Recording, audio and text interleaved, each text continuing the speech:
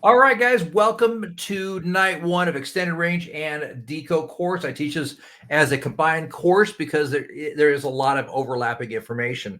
This will be a briefer class. We're going to do just a little bit on the desaturation model and talk about halftime saturation and what that looks like. And then we're going to move into a little bit of Bullman, dig into some Bullman, and we're going to talk about gas density tonight. And then mainly we're going to talk about dive planning as well as gas consumption and how to measure your gas that you're actually going to use. And we're going to dig into sac rates. So some key important pieces of information: having enough gas for a dive, reasonably important, I think.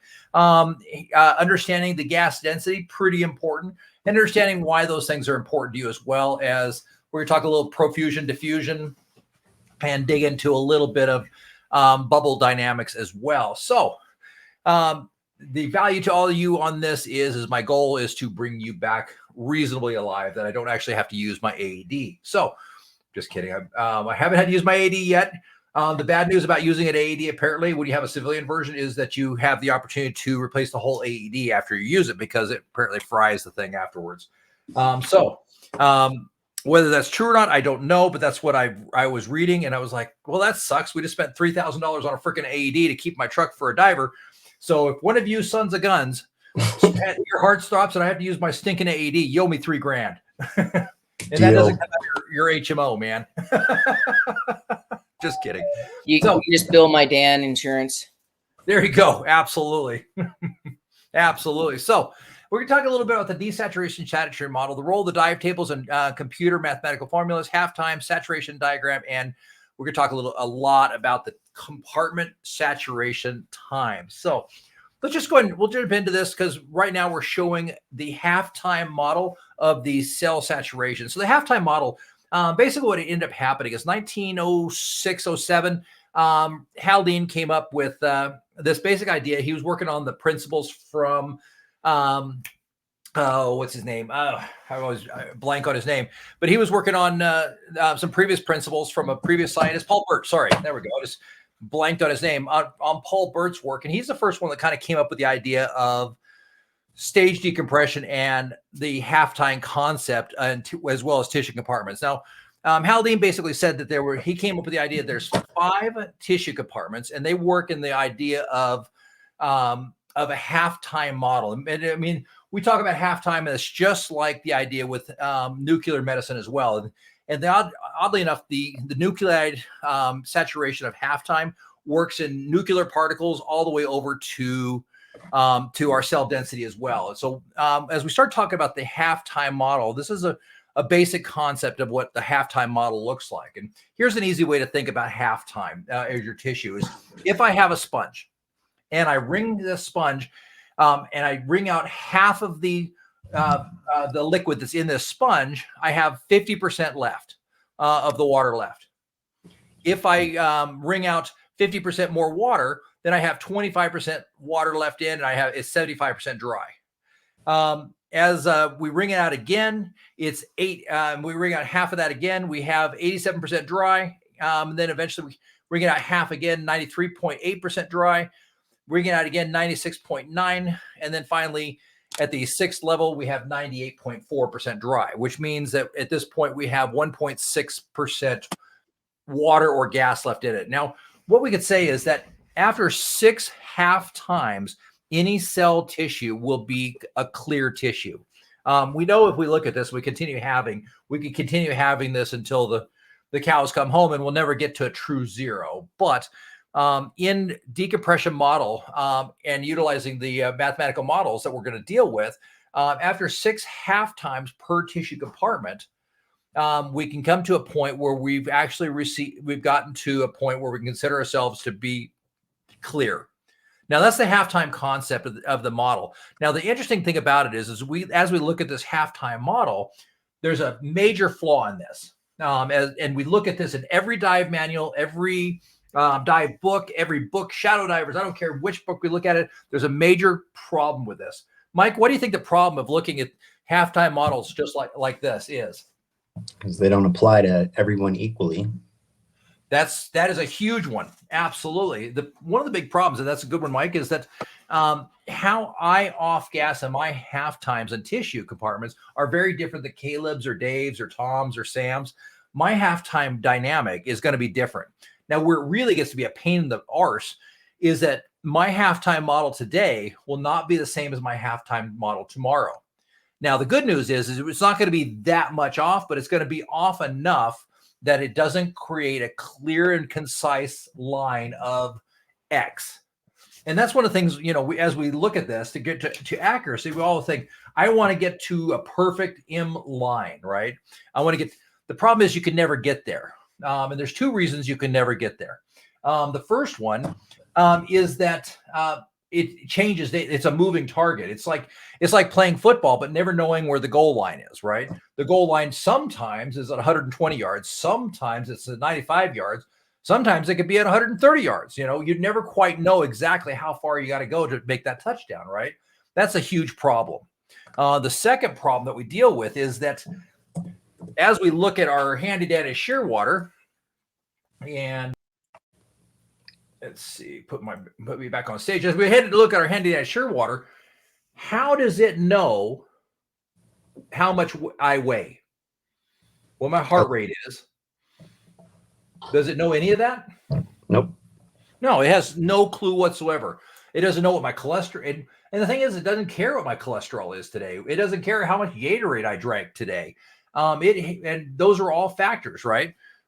It doesn't track my heart rate. So, Tom, as we kind of look at Henry's law of gas solubility, why would heart rate be a consideration for gas saturation? I'm not really sure why. Okay, that's not a problem. Henry's law basically says that a gas will dissolve in a liquid based upon the temperature and the agitation, as well as the density of the gas. So as we look at it, as we're looking at a density of gas, if it'll dissolve to the partial pressure. So if it's at 2 atmosphere partial pressure, whatever that gas is, that's not the important part. It'll dissolve at 2 atmospheric pressure, but it'll obviously dissolve faster if there's a greater agitation. And that agitation in that liquid's the blood going into the arterial network, right? From the alveolar, and the agitation is our heart rate. So as our heart rate is beating faster, it's going to dissolve faster. If the gas is colder, or we're colder, it's going to dissolve faster and absorb faster. So think about it like this: if I had a big bottle or big container of Kool-Aid. Kool-Aid's a really good one to choose, right? We all remember kids getting the big glass pitcher and putting 3 things of Kool-Aid in the bottle of water, and you start stirring it up. Tom, what happens if I really stir the crap out of it really fast? I'm going to be honest with you, Ben. I didn't hear the last minute of what you said because my fiance was grabbing my daughter because she just wouldn't stop making noise. I couldn't focus. You're all good. So, Tom, I've got a big glass pitcher of water. Okay. I got a wooden spoon, right, that my mom just beat the hell out of me with. Okay. Just kidding. And I pour 2 packs of crystal Kool-Aid into the glass thing, and I stir the crap out of it. What's going to happen to the Kool-Aid? There's going to be bubbles that are going to accumulate. Well, more accurately, what we're looking for is it's going to dissolve in the liquid quickly, and it's going to mix, right? It's going to become a quick mix of. So as we look at that, if we stir really fast, it mixes and absorbs and becomes Kool-Aid really fast. If I just pour 2 packs of Kool-Aid in and I stir really slowly, your sister does that, right? She's like, ha ha, making that really slow stir. It doesn't dissolve quickly or perfuse quickly, right? Mm-hmm. So that's the first thing. Is agitation would be like the spoon and the in the Kool-Aid. The faster I stir it, the more it dissolves in a liquid, right? So that's how agitation works with our heart. As we breathe faster and our heart moves faster, we're going to dissolve that gas into the tissue structure much quicker.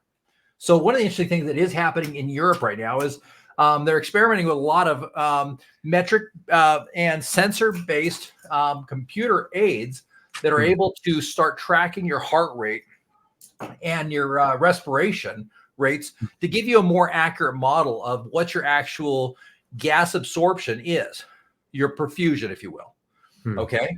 So that's the first thing that we need to be aware of with this as well. So one of the other challenges is that this doesn't, and as much as I love my Perdix computer, it does not measure the, what me personally, what it does is it's based on a generic algorithm. It says, okay, as the average person of 55 years old, that's, 30% overweight or morbidly obese in US terms. This is where we feel the M value will be based upon the Ullman algorithm. So it makes a generic idea that says, okay, this is where we're going to be. This is what I'm expecting it to look like. Does that make sense? Yeah. And it's the reason the Kool-Aid example matters, because if you exert yourself, you're going to onload more gases into your tissues, and then you'll have to off gas later. Exactly. Okay. So the harder you breathe, and there's a couple of reasons we breathe more quickly. I find for me at about 130-foot dive, that my average heart rate is around 105 beats per minute. And I've monitored that I've got my Garmin watch, and I can look down and I can see my heart rate. Not with my dry suit on, unfortunately. That would be really sweet if I could. And maybe I'll get one of those cardio bands that they make for the Garmin. They make a really neat one, and start wearing that under my dry suit and start monitoring my heart rate a little bit more clearly. But right now, there's nothing out there. So the two issues is that the goal line moves. So we need to be aware that the goal line moves. One of the reasons the goal line moves is if I'm dehydrated. Tom, you're a paramedic, right? Or a fireman? Advanced EMT. Okay, so we know that when we are dehydrated, we have a soupier blood, right? Or not a soupier, but a thicker, tarrier blood, right? Yeah.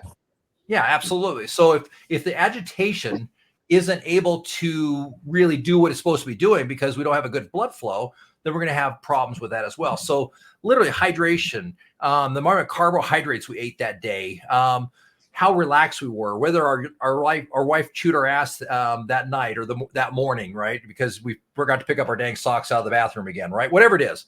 There's 1,001 reasons why your heart rate could be a problem here. So, and that's Henry's law too, basically, is the idea is that the partial pressure of a gas will dissolve in a liquid based upon the agitation and the temperature.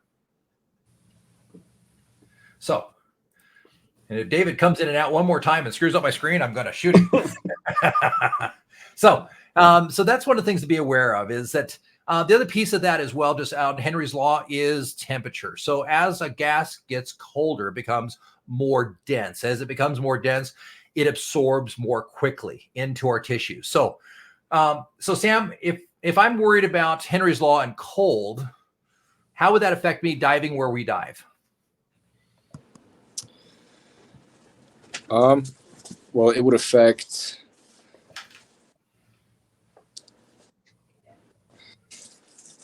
Well, I'm not sure how to really put it, but if it is based off of temperature, then you would want to be more prepared for it in case something happens, like, for example, like your exposure, where it would be better to wear a dry suit than a wetsuit.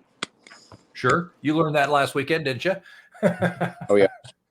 Are you talking about gas density, Benjamin? Yeah. So as we get into gas density and cold, so how would that affect my ascent rates as well as my decompression times? Would increase them? I'm not quite sure. You're going to decrease your ascent rate, increase your decompression times. Exactly. If I'm absorbing more gas because cold makes it absorb faster, and I'm absorbing more gas because it's cold, then I want to make sure I'm slowing my ascent rates and giving myself a more conservative deco time and safety stops, right? So if I'm accustomed to doing a big dive that's within NDL, for example, and I'm typically doing a 3-minute safety stop, then maybe I want to make that a 4-minute safety stop, or even a 5-minute safety stop, you know, and take that extra time. A little extra safety goes a long way anyway, but we just definitely need to be cognizant of that when we start getting into cold or situations like if you're in a heavy current. If you're diving cold and a current, like if you're diving the Snake River out here, not just down from our house, I mean, that's cold water. it's constantly 41 degrees pretty much all year, right? When you get down to 80 feet, 90 feet, 100 feet down there. But as you come back up, you get to deal with that heavy current. So now you got cold and hard work going on. Now, there's some other things that we're going to get into as well when it comes to gas density that take that into play as well. But those are the main ones I want to kind of tuck with now. So now Haldane he kicked it off, and he came up with this five compartment idea and these halftime models. Well, we fast forward a little bit to 1960s, and we have Captain Robert Workman. Everybody heard of Captain Robert Workman? Who has not heard of Workman? I don't think I have. Workman. Okay. Captain Robert Workman now he wasn't really cool. He was only a Coast Guard captain. I'm just kidding. That's still very cool. But he went to the Coast Guard Academy and everything. Which I didn't realize they had something in but I never considered the Coast Guard part of the military anyway. So that's a whole different story for a different day. So Captain Robert worked with NETO, the Navy Experimental Diving Unit, and he started coming up with some basic ideas. And he says, wait a minute, Haldane was right, but he was missing a key point. What he decided was that the algorithm could be based upon a mathematical formula instead of having to use his tables. So he set out to create a mathematical formula that explained decompression more easily. And he realized that instead of having 5 tissue compartments, we really had 8. And then he eventually came up with the idea of 9 and expanded out the idea of the halftime models.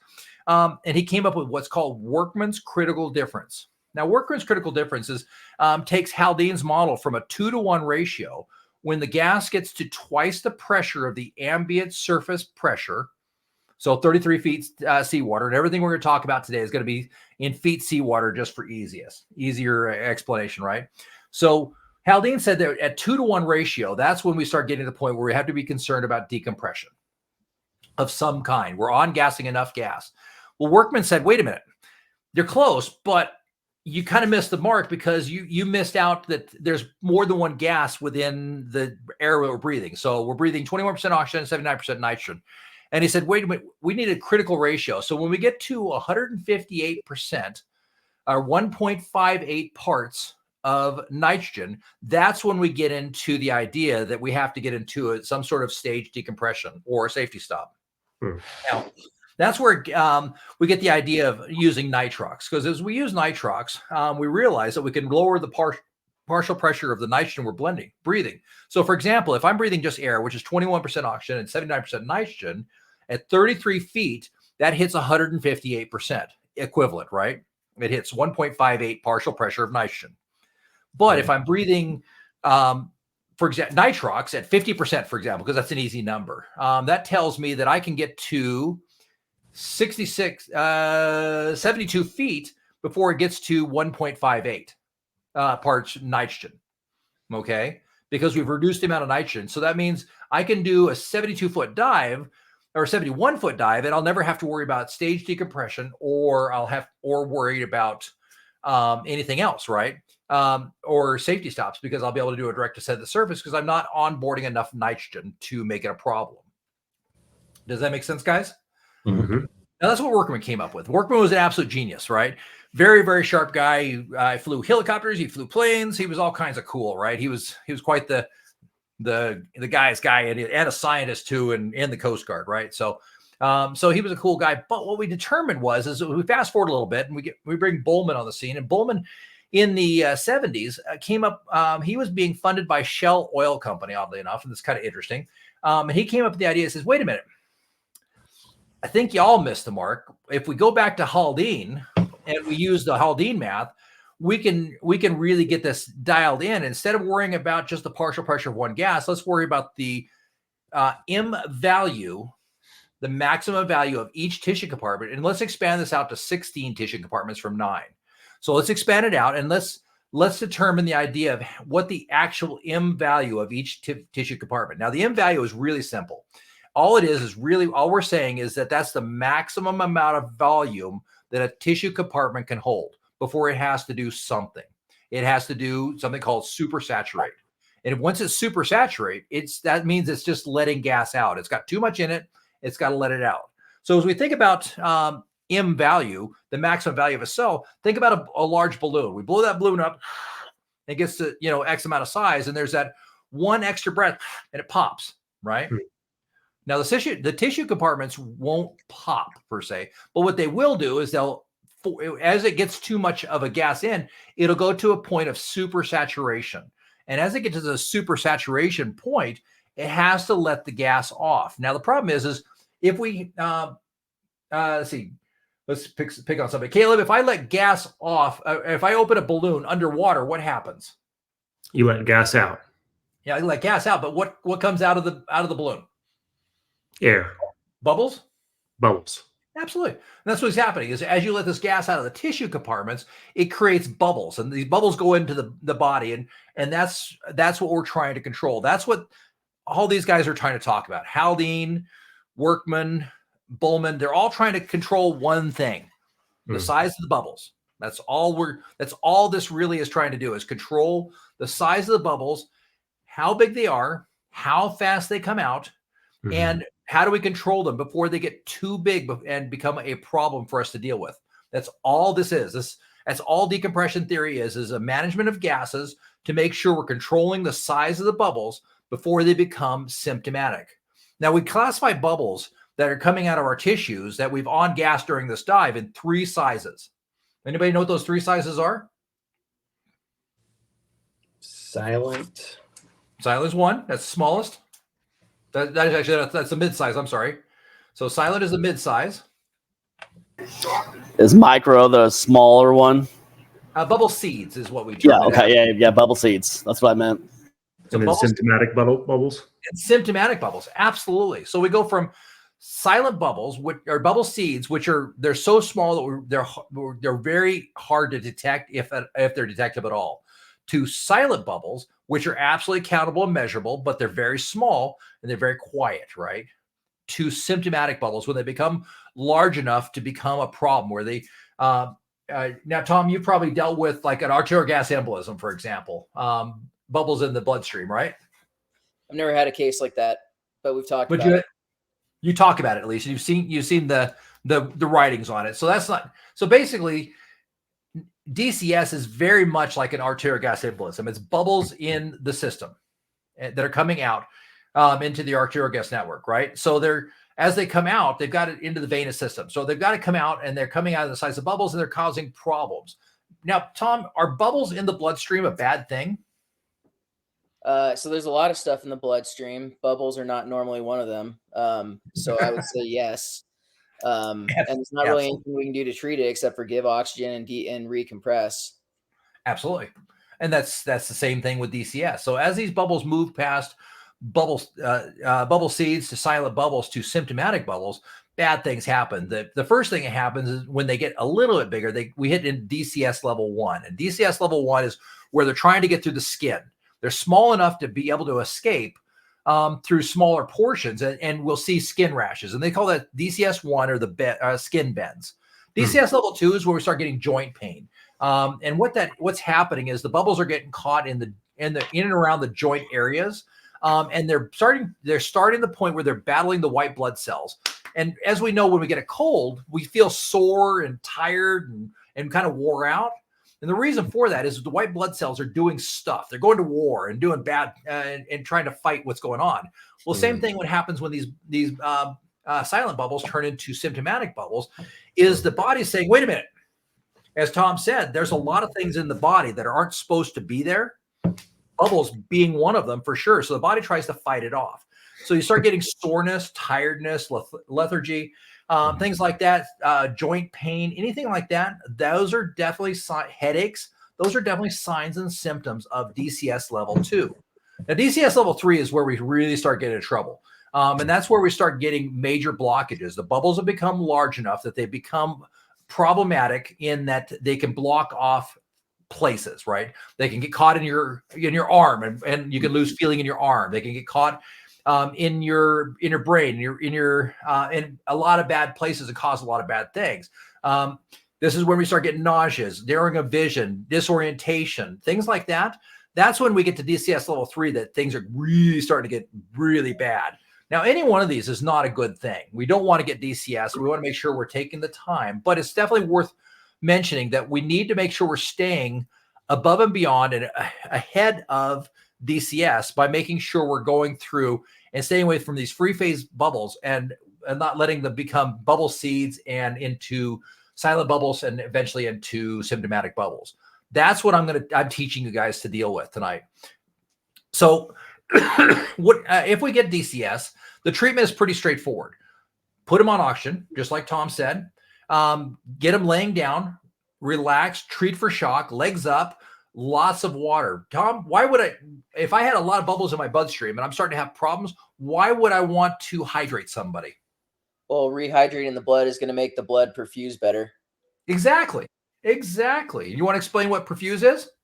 Perfusion is the movement of blood and oxygen primarily in the blood to different parts of the body. So if you don't perfuse well, you're actually not getting oxygen into tissues in the body, and that causes big problems because we like oxygen. Absolutely. Good description. So that's what we're trying to do right there is we're trying to make sure we deal with this, and we want to get them hydrated, relaxed, so that that heart rate is not pumping real hard, right? Get them, get those legs up, get them hydrated, get them on oxygen, because if we can get them on oxygen, we can help flush some of that nitrogen out. And while that's a really bad way of putting it, it's probably the simplest way to explain it in such a way that it makes the most sense to people. Close my door here real quick. I think Nikki's having a conversation, so there we go. But so that's what we're looking to do. We get them on oxygen, we get them, and then we actually call 911 and call the ambulance, call the Coast Guard, call NASA, whomever we need to call. We call them and get them into a recompression chamber as quickly as we can.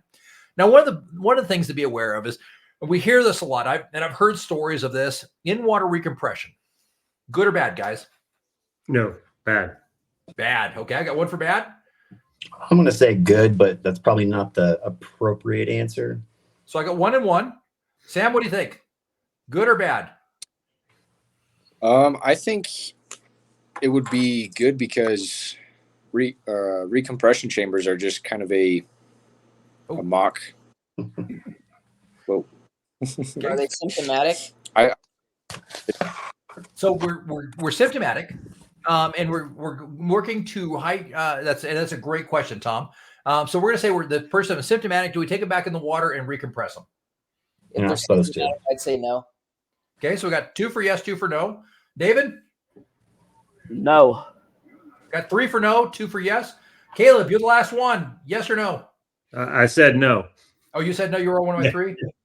Let's see. Oh, David, yes or no? Hey, David? David Wilson. Absolutely. David says no. I know David's going to say no because he's heard my class before. So Not hear me? a little cheating. So in water recompression is highly controversial, and the majority of hyperbaric therapy professionals advise strongly against it. Here's why I believe that is that the problem is we're creating one problem and trying to solve it with putting somebody in a non-controllable environment. So Tom, if you've got somebody that's had an accident and I told you can't use your hands, is that going to help the situation or make the situation worse? I'm going to go ahead and guess worse. Yeah, absolutely. So if we put somebody in a non-controlled environment, so if they're underwater, I can't give them CPR. I can't breathe them. I can't. Well, I could certainly probably try and use my AED. That might be a lot of fun. We might get a few extra fish that way. It's probably not the best solution in the world, right? So in water recompression is, in my opinion, a bad idea because creating 2 problems instead of 1, it doesn't seem like the best solution in the world. Now, the good news is according to Dan, if you can get somebody with exhibiting symptomatic DCS, AGE, or many of the dive maladies that we deal with, if you can get them to a chamber within 4.5 hours, they have a 98% chance of a full recovery. So there's some good news here. Now, the good news here at Idaho Falls, just for your safety and your well-being, is there are 4 recompression chambers in Idaho Falls, 2 at Ermac and 2 at Mountain View. So you have that opportunity to take a ride in a chamber. Now, hopefully your dad insurance is up to date, by the way, because I can't imagine, just ask Caleb, that those are a cheap thing to do. So as we kind of go through this, just be aware that that's what we're really trying to control. And we're lucky enough that Bowman came along and helped us with the idea. So the overall idea, what we're trying to do is create a through M value the basic idea of recompression. So we have our ambient pressure. So as ambient pressure, now we read this right to left, and this is one of the reasons I hate this chart as well, is as the ambient pressure reduces, the M value line reduces as well. And so what stage decompression does is it creates a point that stops us before we get all the way to the M value, and then allows us to reduce that ambient pressure in our tissue compartments. And then as we start to ascend, we increase the pressure, and then we stay at that point for a little bit, and we decrease the pressure, and then ascend a little bit, which increases the pressure, and then decrease. And slowly but surely, this is what basically a stage decompression model looks like, and against the M value line. Does that make sense, guys? Mm-hmm. Yeah. Absolutely. So I'm going to turn this back off. There we go. All right. I just want to flip that chart on the other side, though. Yeah, exactly. So it's just the other problem with this chart. Oh, I just want to go back to the chart for a second. There's another bigger problem with this chart. Anybody pick out the bigger problem with this chart? It's confusing. It's confusing as hell. That's certainly one big problem, but there's a much bigger problem with this. Now, I'll give you a hint. It has to do with Bowman's ZHL16C.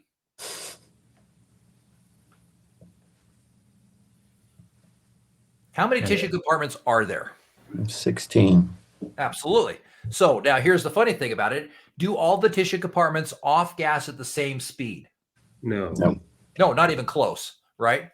So how could we possibly, in any shape or form, possibly look at a chart and that is one-dimensional, or maybe two-dimensional in this case, two-dimensional, and say, yes, that is an accurate depiction of off-gassing from ambient pressure to the M value? Nope. I always thought this was just taking the slowest tissue as the M value line. It is. Yeah, that's basically what it's saying, is it's saying based upon, and the slowest tissue would be the controlling tissue. And typically that's one of the middle tissue compartments. But the problem is, for example, let's say our initial tissue compartment is number 8. The number 8 tissue compartment is our slowest one. Throughout the entire decompression process, will the number 8 tissue compartment always be the slowest tissue compartment? No. No. It's going to change, absolutely. But here's their bigger challenge with that is that it's not so much the slowest tissue compartment, but it's the tissue compartment that is super saturating the most. So as we look at this, that's really what we're looking for. It's not so much the slowest tissue compartment, but the tissue compartment that is letting the most gas off the quickly. So whichever balloon in our little cavalcade of balloons is letting gas off the fastest, that's the one that becomes the controlling tissue, right? It's like the girlfriend that just doesn't give a crap anymore. And it's going off to tell all your buddies that you're a big jerkhead, right? We got to control her first, right? The other ex-girlfriends down the road, we don't care about them. We care about the one with the loudest mouth. And the same thing with our tissue compartments. We have to control the one that is letting the most gas off.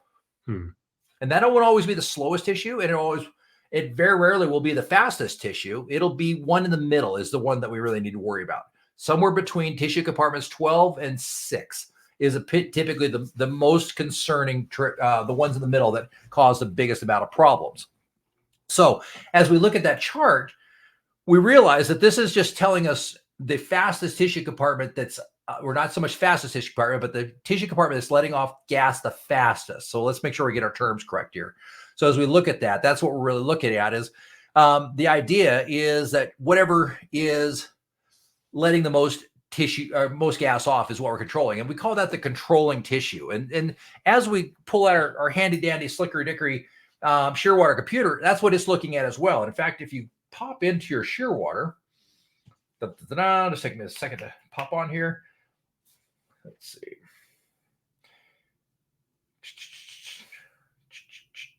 There we go. It'll even show you and gives you a visual representation of your tissue compartments. Now, I don't know if anybody has looked at this before, but how you get to this is simply push the right button.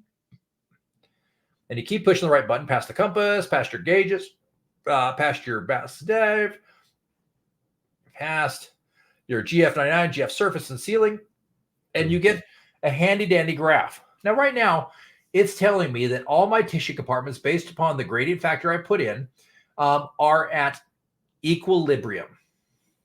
I am neither on gassing nor off gassing.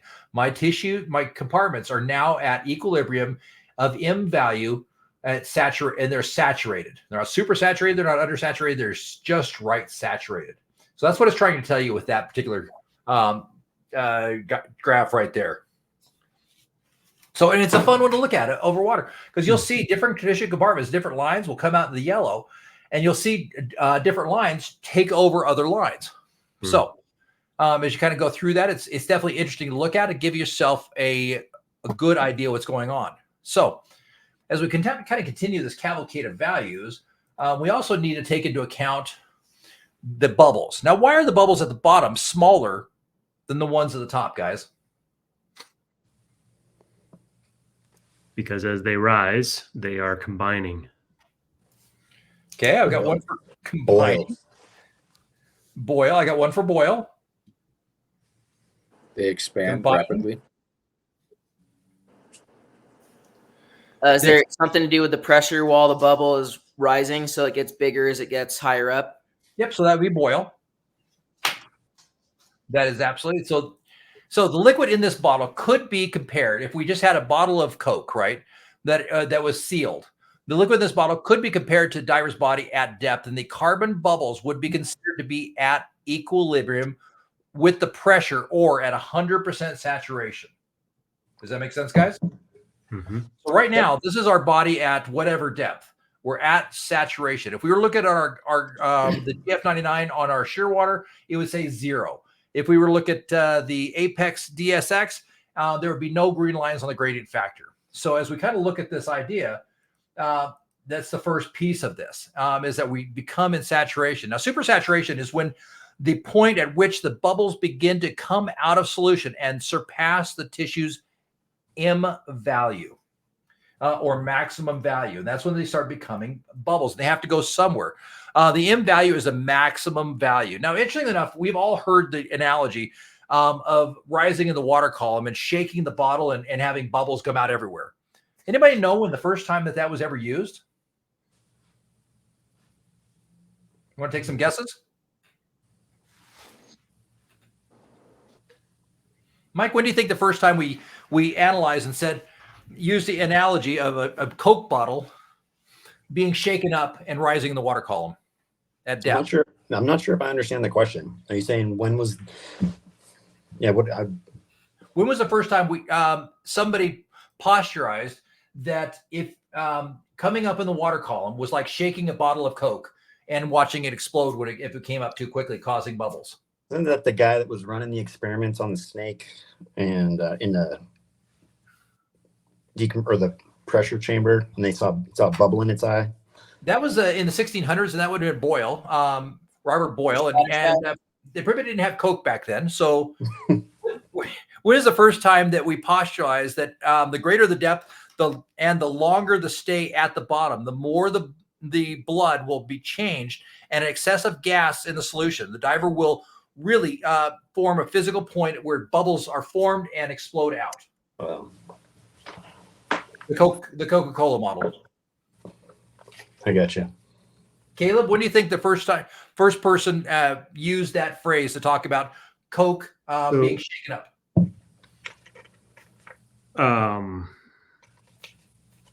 I'm not sure who the first person to use the Coke analogy was.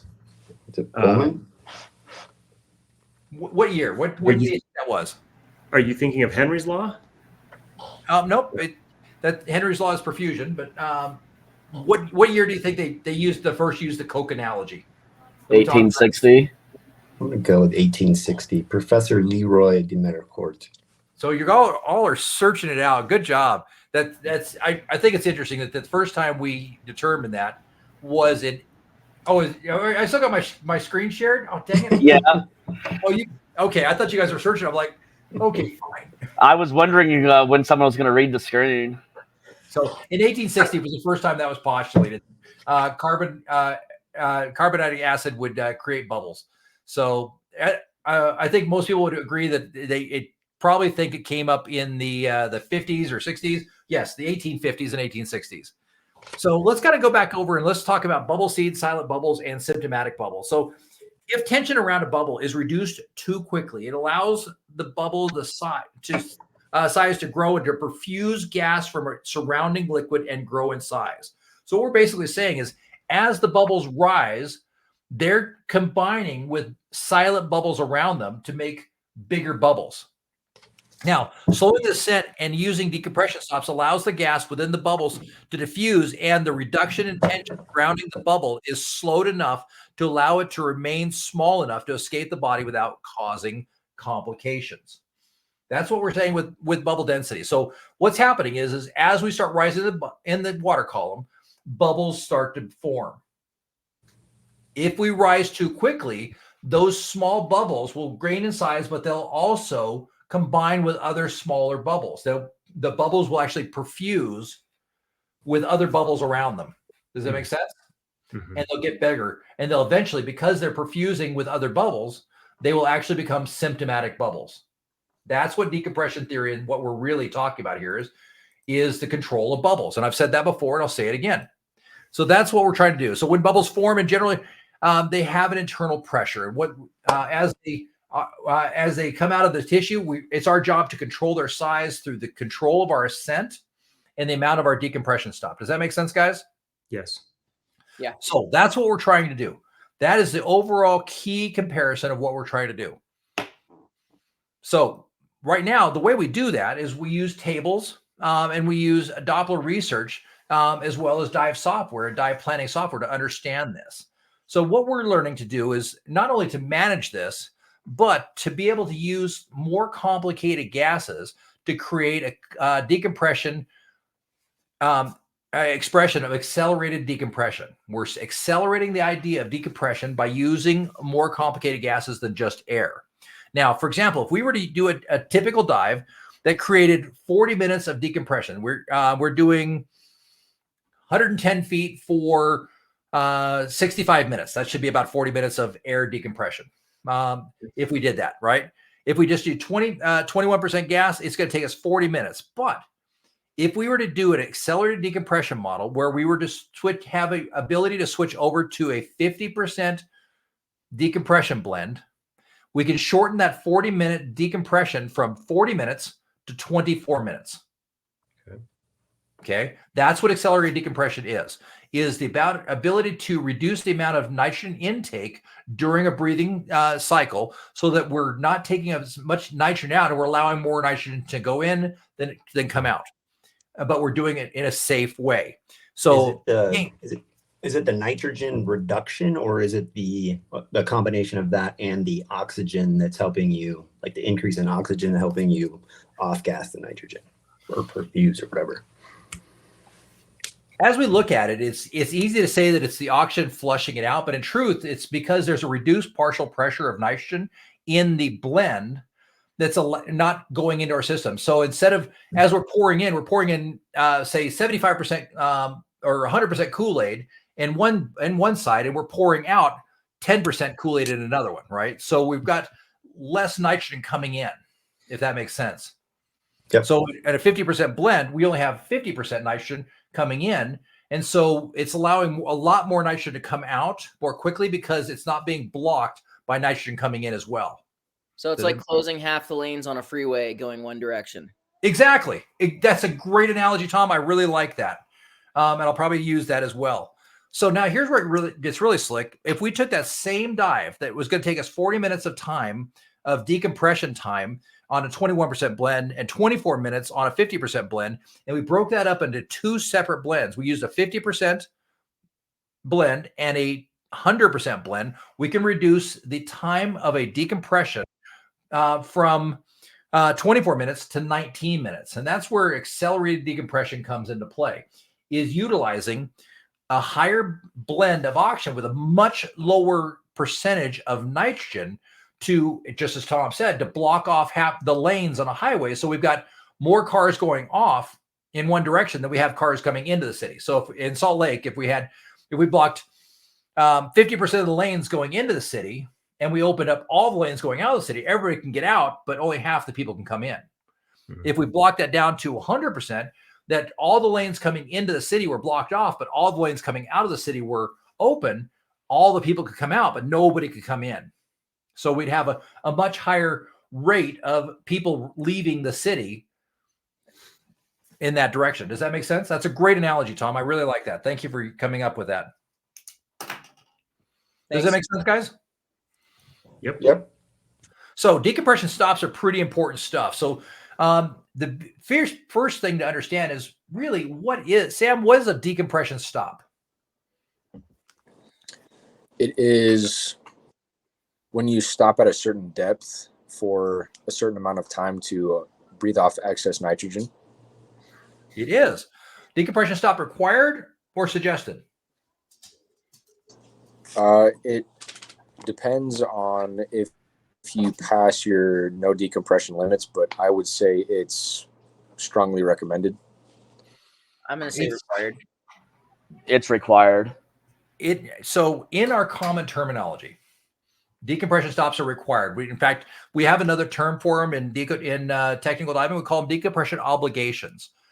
What happens if we don't pay our house payment, our obligation with that? We lose our house, right? Well, decompression obligation is the same as paying your house payment. If you don't pay your decompression, you're going to pay in other ways, right? If you don't pay your house payment, you're definitely going to pay in other ways, like losing your house. If you don't pay your car payment, you're going to lose your car. There's a consequence to an obligation, right? To a safety stop, there's not really a consequence to that obligation. That's suggested. It's like a yellow light. And so in our decompression theory, and as we talk about this, decompression ideas are based upon the idea that they are an obligation. You either pay the decompression obligation or you pay some other way, which would be DCS. And we definitely don't want to pay the DCS toll, do we? No. Nope. So that's why we call it decompression obligation. Now, here's the fun thing.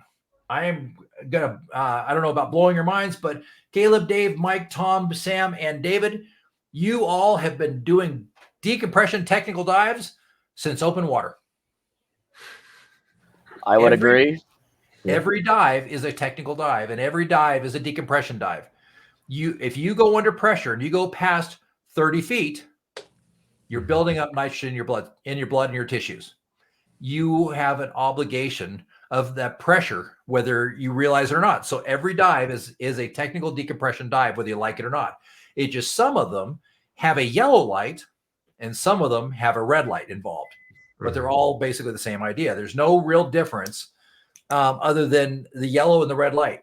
The red light, I thought it was interesting. In the last set of dives we had, I shouldn't say the last, a few weeks ago, I had Josh, David, and Caleb all diving with me. And Josh noticed that Caleb was starting to run bingo on gas, and he was going to go ahead and ascend with Caleb to help Caleb. The problem is Joshua was on a decompression obligation. So the realization that Joshua couldn't just do a quick ascent and help his buddy or help another diver really set in. He had an obligation of either do the deco stop or get DCS. Those are your choices. There's not a third option. As we look at this game show, there's not three options. There's not three doors. We have pretty simple litmus of it's either A or B. Very, very binary. So that's the thing to be aware of, is when we move into that true technical range of where we're really doing that, we're starting to move to a decompression stop that's actually easier to think about as an obligation. You have to do this. Now, as technical divers, we start putting together very accurate plans. And this is a plan from I don't know, this was probably a few weeks ago. This was our plan. We started at 120 feet. We went, took us 6 minutes to get there. We stayed there for 6 minutes. We went to 120 feet. We took us 6 minutes to get there, and our run time was 6 minutes. We got to 120 feet, and we stayed there for 15 minutes, which meant we left at the 21-minute mark. We came up to 60 feet. Took us 5 minutes to get there, and our run time when we arrived at 60 feet was 26 minutes. Once we get to 60 feet, we stayed there for 10 minutes, which meant we left the 60-foot mark at 36 minutes. All these were obligations that we had to pay. This was our decompression plan.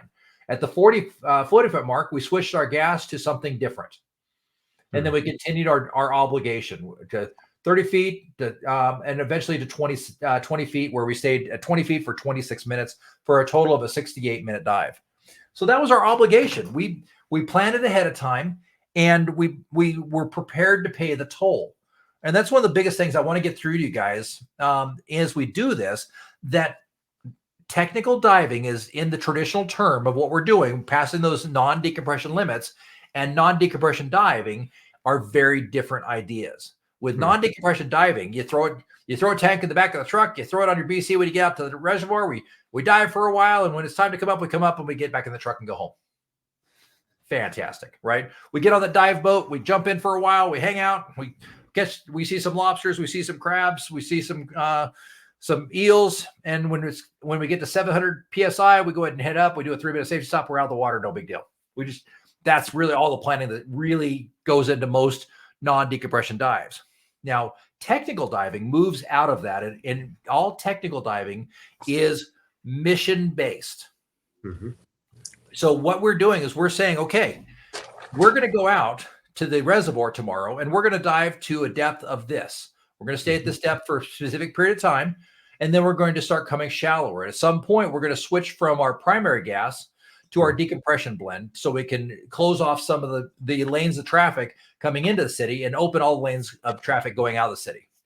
That's what we're trying to do. So it's very mission oriented. So the mindset becomes a big shift in that we have to make sure we get our mind correct and ready to say, okay, I'm going to do the dive I planned. And we talk about this all the time. And I say this over and over and over and over again.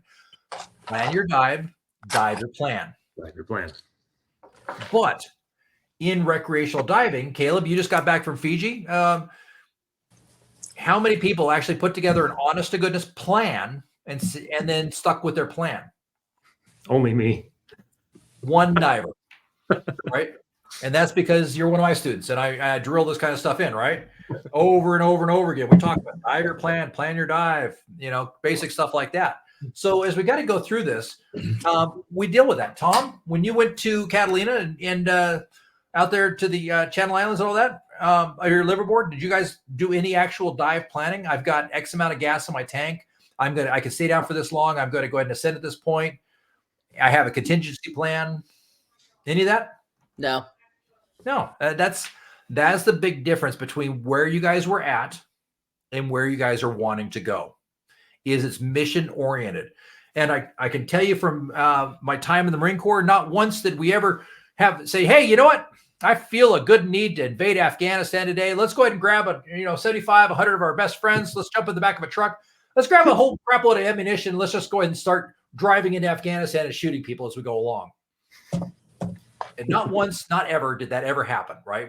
Everything was very much a clear plan. Okay, here's the mission. We are going to XYZ city. We're going to, we know the opposition is this. We know this and this and this, and we need to plan accordingly. We need to make sure we bring enough toilet paper with us. We need to make sure we bring enough water with us, right? We need to make sure we are prepared for this. So everything we do with diving is just like that. It's all mission oriented. I'm going to accomplish this, and this is my plan to get there, right? Tom, you do a fair amount of flying. Do you ever just say, I'm just going to jump in the plane and fly to Idaho Falls today? I think I got enough gas. You mean like with a small plane? With a small plane. Would you ever do that? No. No, you can crash. Mike is our resident superstar pilot, and so is David. I guarantee neither of them just jump in their plane one day and say, I'm just going to fly around for a while and see what happens. I don't even do that with my car. Yeah, you go through that. As the stakes get higher, we do that in our cars all the time. We jump in the car, we drive around, and we see a gas station, we pull over. No big deal. That's a recreational diver. A technical diver is like the airline, it's like the pilot. As I get in the plane, I need to make sure I have got enough gas, and I know where the dang airport that I'm going to, and I know what the headwinds and all the fun, the vectors and the radars, and I'm doing my 295 knots an hour and all that fun. I know all that stuff. What elevation am I going to be at? I plan all that out in a very clear manner because as Mike might tell you, as you're flying in from California to Idaho Falls, there's not a lot of gas stations that you can just really quickly jump over, hop out, go take take a pee and get a Slurpee with at, right? Doesn't quite work that way, right? Same thing with tech diving. So I can't impair that into you guys enough, that everything we do with technical diving has to have a plan. We think about this stuff ahead of time. And for the love of God, when you get into CCR diving, that plan goes on steroids. It becomes Arnold Schwarzenegger style plans, right? Because we're starting to do a lot more preparation. We're doing a lot more building. And then after the dive, we're replanning. We're taking things apart. We're cleaning crap. So on a CCR dive, we've got 2 hours of prep ahead of time. We've got 2 to 3 hours of cleanup afterwards. So every one of those hour-long CCR dives, you might as well figure you're spending 4 hours of just cleaning and for every 3 hours you're diving. So just be aware on that. So that's what I want you guys to get the idea of. So decompression stops required. As we start going into decompression stop, we add a new term called sealing. Now, the sealing is just like if you all were to look up right now, because I don't think any one of you is outside, we see the sealing. That is the point that's the highest point in that room that you can go. You can't go above the ceiling. Well, the ceiling becomes a theoretical, imaginary line that you have to stop at to become your decompression point. That's where we're stopping at, and that's where we're going to call our final point, right? So as we start creating our decompression plan, we say, okay, what is my first sealing? And a lot of that's controlled by your gradient factor. We're going to get into gradient factors here in a little bit, but I want to introduce the term sealing. The other thing about it is, as we use decompression stops and decompression diving, do we use safety stops still? You can do like you have required stops that are actually 100% required because of the sealing, but it wouldn't hurt to add a few minutes after, maybe even at like 10 feet, just to off gas a little bit more as a quote unquote safety stop that isn't necessarily required. It is not required, it is strongly encouraged. Now, there is a debate in the industry going on with this, right? So, for example, Apex DSX does not give you a countdown timer after you've completed your decompression stop. Perdix does. It gives you a clear timer. How long have I been cleared past my decompression stop, so you can time it. Garmin does not give you a decompression timer after a decompression stop. Suunto Black does give you a safety stop timer after a decompression stop. So that's 4 computers.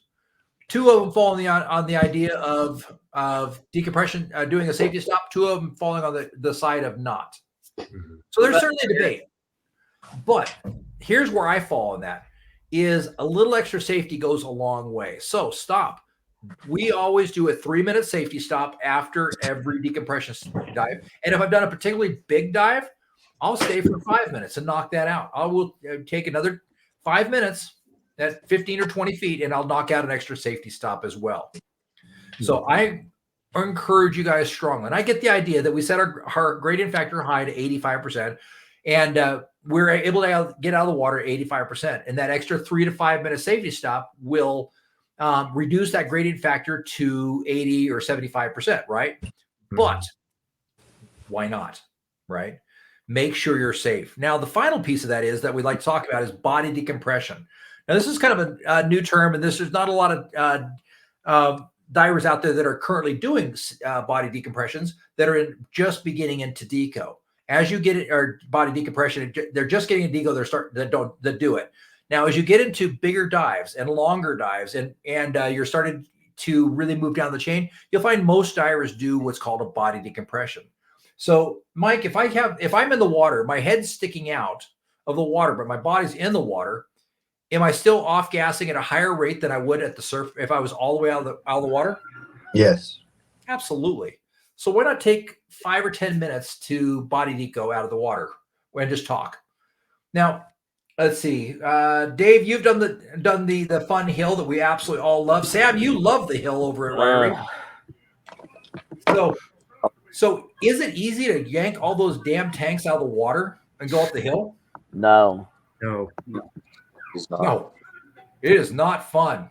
Good news for you guys. Tomorrow we're doing on the dock side, the boat launch side, so we can back our trucks right to the water and leave our tanks on the dock. So it makes it nice and easy. But getting out of the water, it takes effort. It's going to create a lot of pressure on our joints, on our muscles. And Tom, what happens when we start carrying heavy things? What happens to our heart rate and our respiration? Your body speeds up the heart rate. Your respiration faster. Would that mean we were off-gassing faster at that point? It would slow it down based off what you said earlier. Well, if our heart rate's increasing, it increase our desaturation. Oh, when we're out of the water? Yeah, if we're putting a lot of weight and our heart rate's increasing, what happens to our off-gassing? Does it increase or decrease? I'm going to say increase. Absolutely. It's going to increase quite a bit.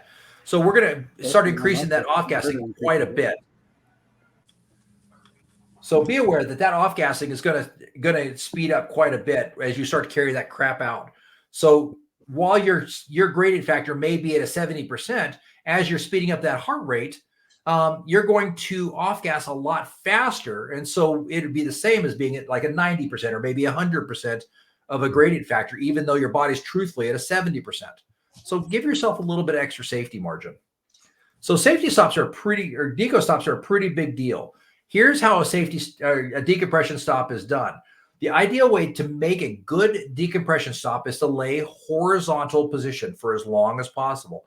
In this position, your body slows down the water column and helps you stay at the right depth.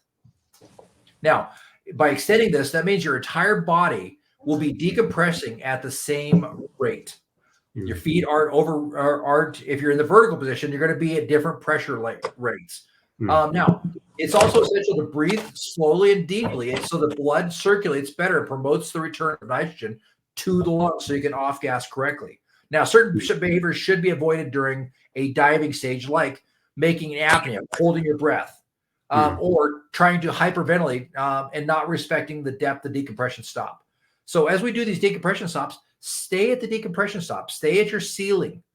Breathe normally. Don't hyperventilate. Don't go into apnea mode, and stay in the horizontal position. Now, one of the things I can tell you about technical diving is your days of being in the vertical position are over. We, as technical divers, don't get in the vertical position. We are always in trim with good buoyancy. Okay, that is the mark of a technical diver, because they're staying correct in the water column. So as we start to rise in the water column, we stay in the horizontal position. We don't ascend by going vertical and swimming up. That is a recreational diver.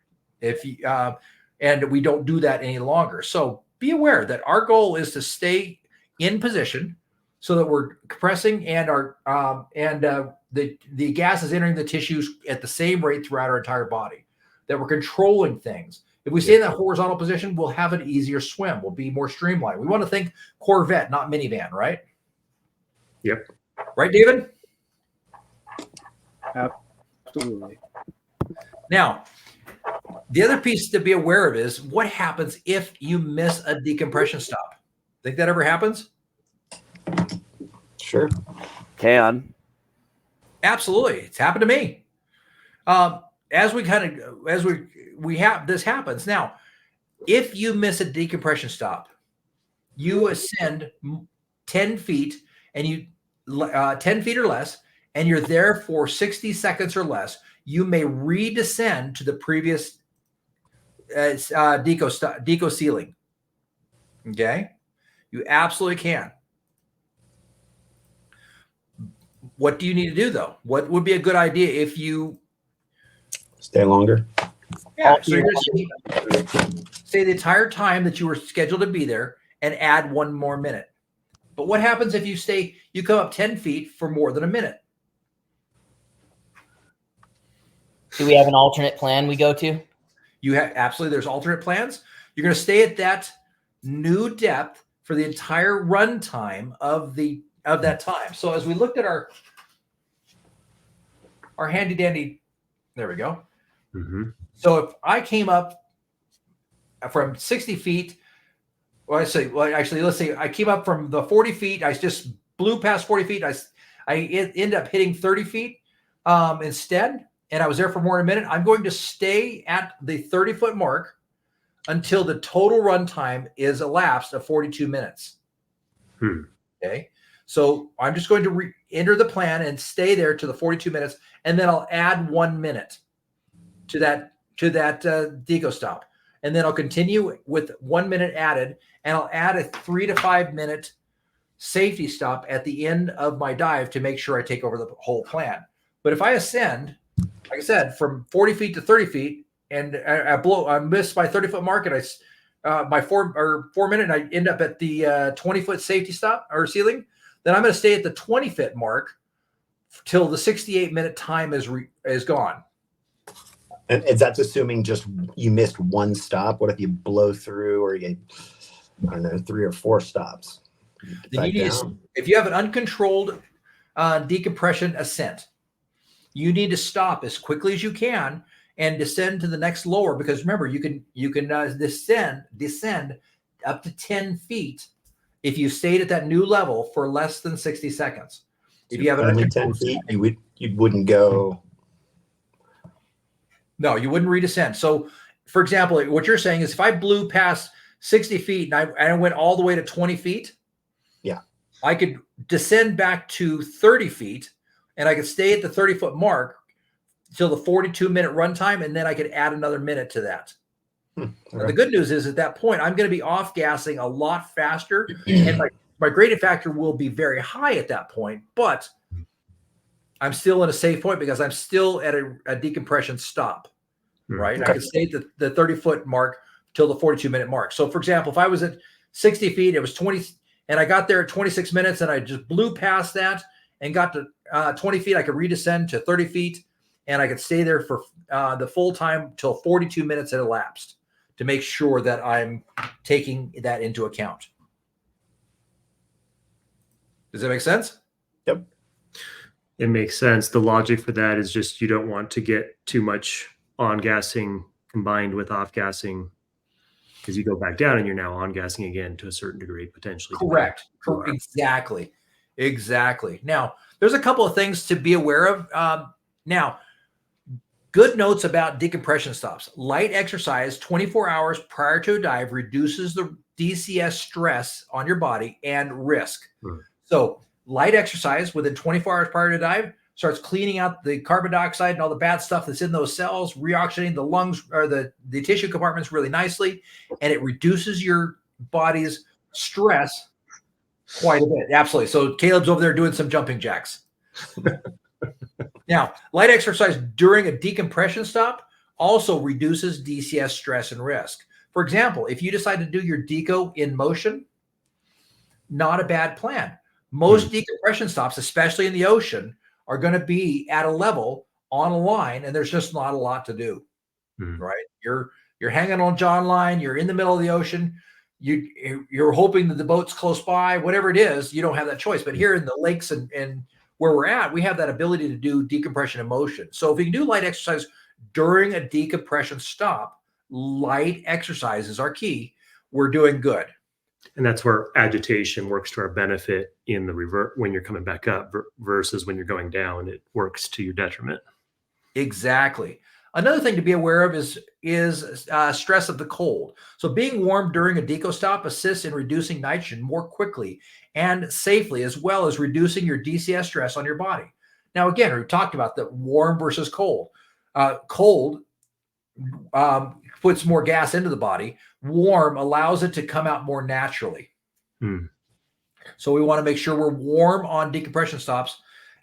Certainly we don't want to be cold during the dive, but we want to make sure we're at least warm during our decompression stops. Now, what typically happens is as we're out diving, you're going to find that it's good to go. I'm doing my 120 foot, 140 foot, 150 foot dive, and I start to feel a little bit of cold, and now it's time to come up, especially in the wintertime when we're diving the lakes.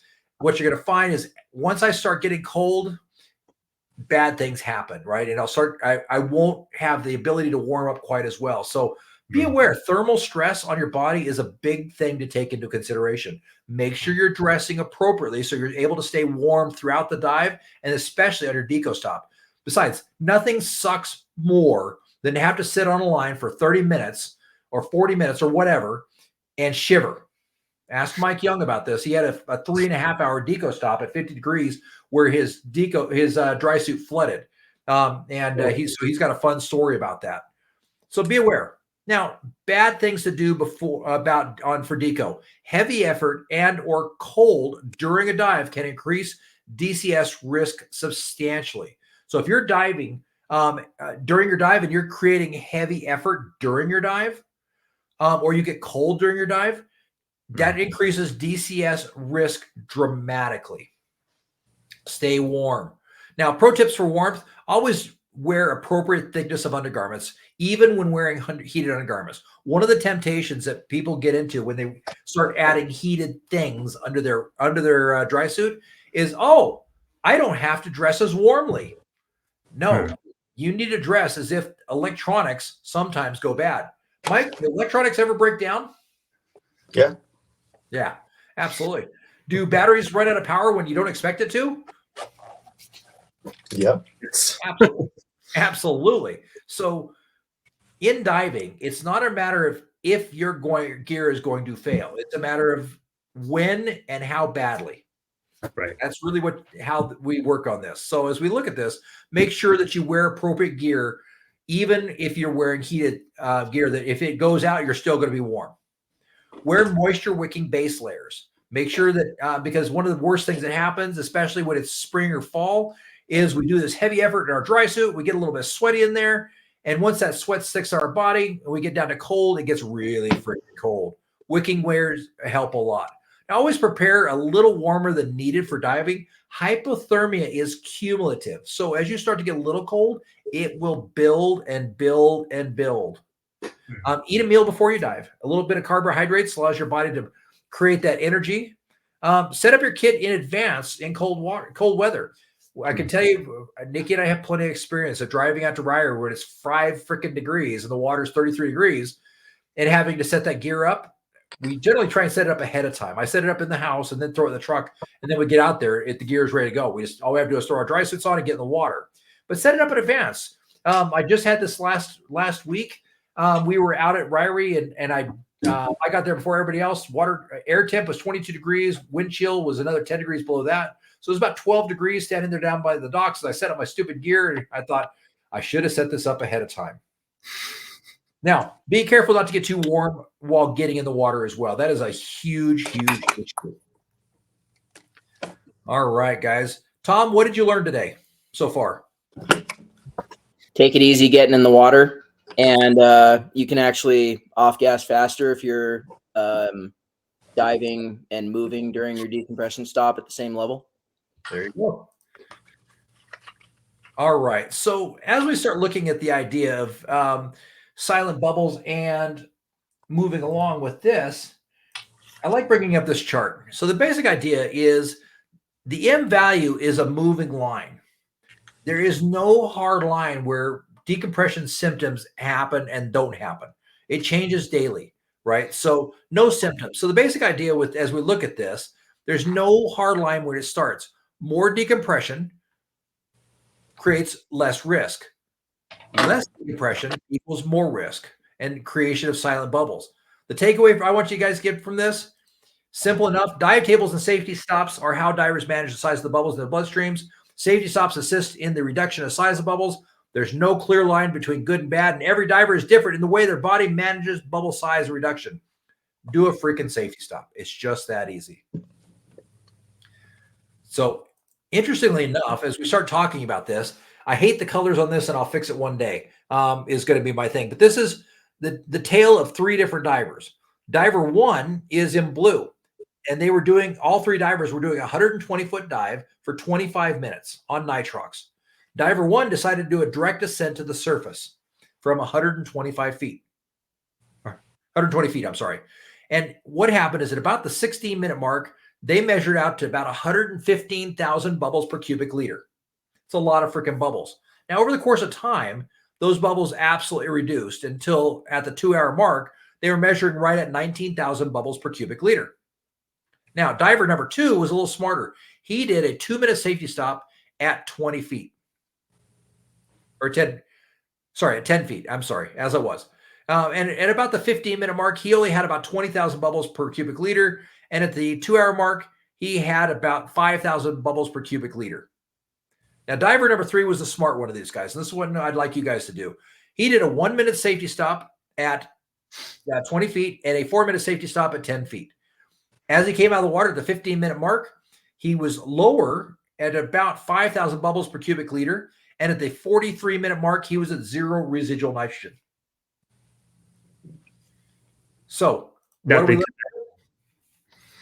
safety stops reduce bubbles. Longer safety stops reduce more bubbles than shorter ones. And a 5-minute safety stop during a repetitive dive increases the safety margin. Do a freaking safety stop.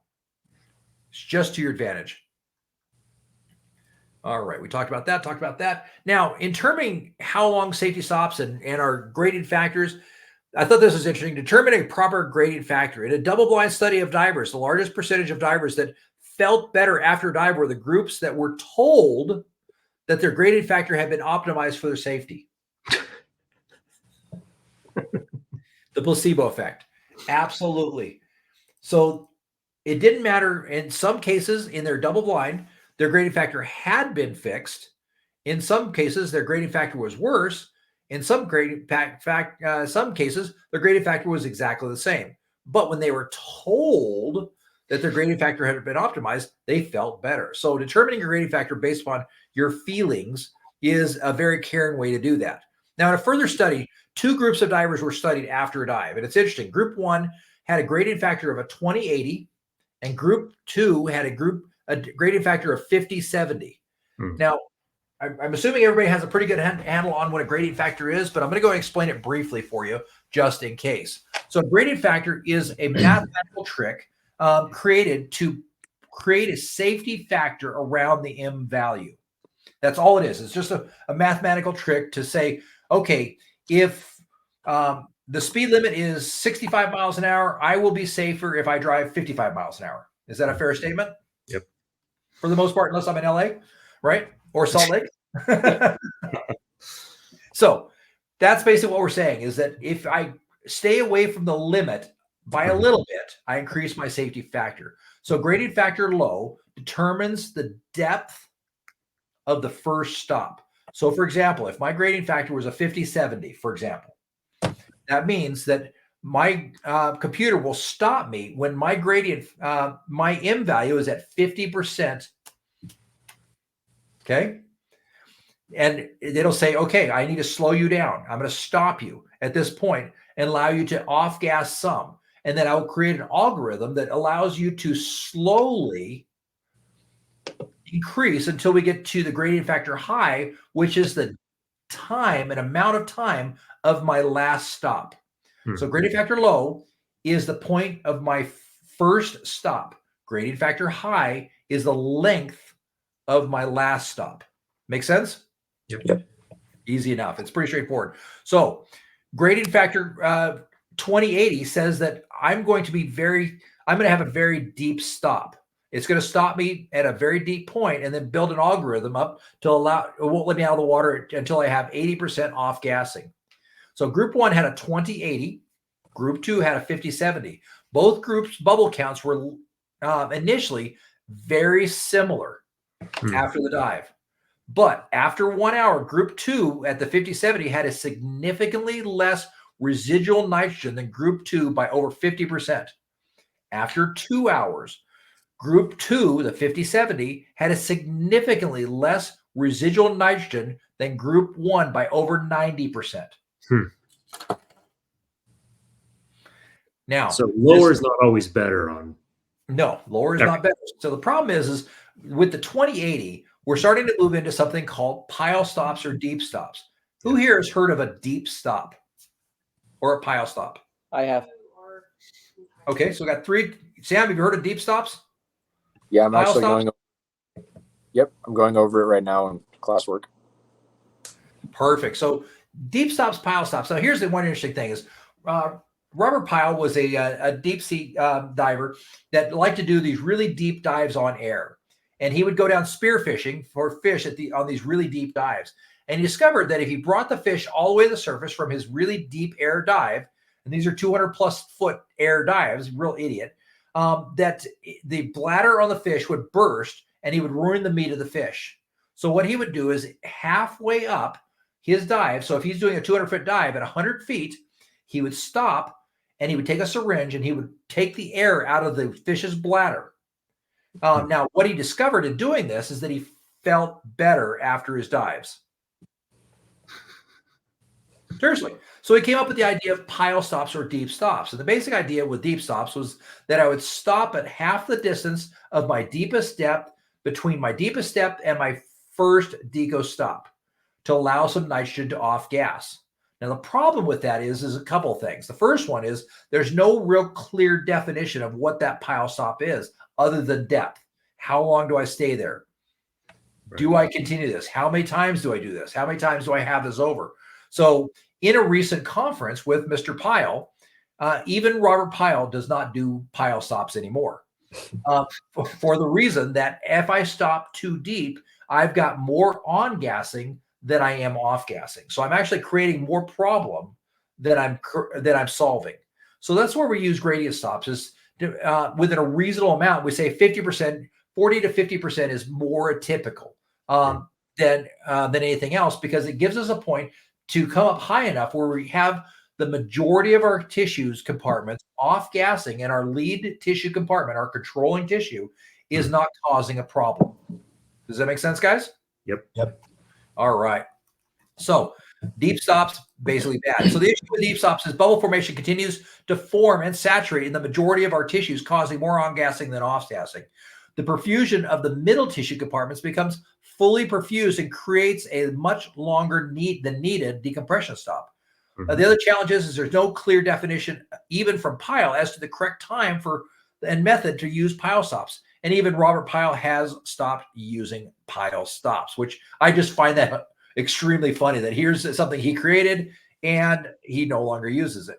Now, as we kind of go through the process, there's been some other models created. Has anybody heard of the RGBM model, for example? Yeah, Sunto uses it. They do on some of their computers. There's VPM, there's VGBM, or VBGM as well, varied bubble gradient model, reduced bubble gradient model. Sunto actually uses RGBM2, by the way, which is their own little wang on that as well. But what we're finding over the course of time is that while we wanted to improve upon Boyle, nobody has. A lot of those different bubble mounting, DCS, VTM2, all those are now starting to fall out of favor because, simple enough, using a quality gradient factor that works for your physiology with Boyle is the simple enough and works the very best. So with the Sunto, for example, on the Sunto Black, you can now get the Sunto Steel. They will now put the Bowman on there because they're beginning to realize that for more advanced divers, putting them on the RGBM2 is frustrating them, and they're throwing their computers away because it's not safer for them. It's more a pain in the butt. So that's kind of the fun piece on that. The other fun part, kind of trivia factor for you on there, the RGBM2 actually has a built-in lockout that if you violate RGBM2, it will lock you out for 48 hours. So just a fun little piece of factor there for you. So another piece. You learned that the hard way, right, Ben? I actually have learned that the hard way. When there was a sale on the Eon Core and with a pod, it was I got it at cost, and I want to say I spent $700 on a computer and a pod. Gave it to Nikki. She was very proud. She got the opportunity to do a 17-minute safety stop while I had no safety stop. And then she violated it and locked herself out of the computer for 48 hours. That was even more fun. So we bought 2 more Shearwaters. And then we actually sold that. Now for a beginning diver, great thing. So for your kid, for your wife, that doesn't do tech diving, that's a great model. It'll keep them very, very, very safe. For a tech diver, it will piss them off to no end. And make them very, very unhappy. So kind of a few fun pieces of fact for you there. So as we kind of move through this, the other thing we need to be aware of that is super important to be aware of is, does the air we breathe have weight? Yes. Absolutely. Absolutely. So understanding gas density is extremely important, especially as we start getting deeper. because the gas density is going to increase dramatically. Now, a gas density of 6 grams per liter is the equivalent of diving nitrox 32 at 110 feet or 34 meters, or Trimix 1835 at 200 feet or 61 meters. Now, at 6 grams per liter, this significantly increases the risk and dangers of CO2 retention. Now, resulting test subjects experienced problems at 3 times the rate of divers using gas even 1 gram per liter less. So 6 grams per liter is dangerous, and we increase our safety factor by 3 times by reducing it just by 1 gram per liter. Now, that comes from dan.org and their most recent studies that were done in the last 2 years. Now, we minimize our work of breathing, improve our fitness, and add helium to reduce narcosis and work of breathing at depth. But these are reactionary responses. Now, while we typically can't discern the difference during a dive, gas density and the accompanying increased work of breathing can cause decreased respiratory capacity, increased CO2 production, and decreased ability to eliminate CO2 in our blood. This is huge. I was just talking to Karen Vanderover about this, and she was doing one of her test dives, and she got to 150 meters on her dive. That's 480 feet, whatever. And she lost the line and went into a hard panic and difficulty getting into a point where she could not catch her breath. She was literally out of breath. Now, what was happening is she had gotten up to a point where they were almost 8 grams per liter gas density and weight. And because of that high weight of gas, it decreased her respiratory capacity considerably, increased her CO2 production considerably, and decreased her ability to off-gas that CO2.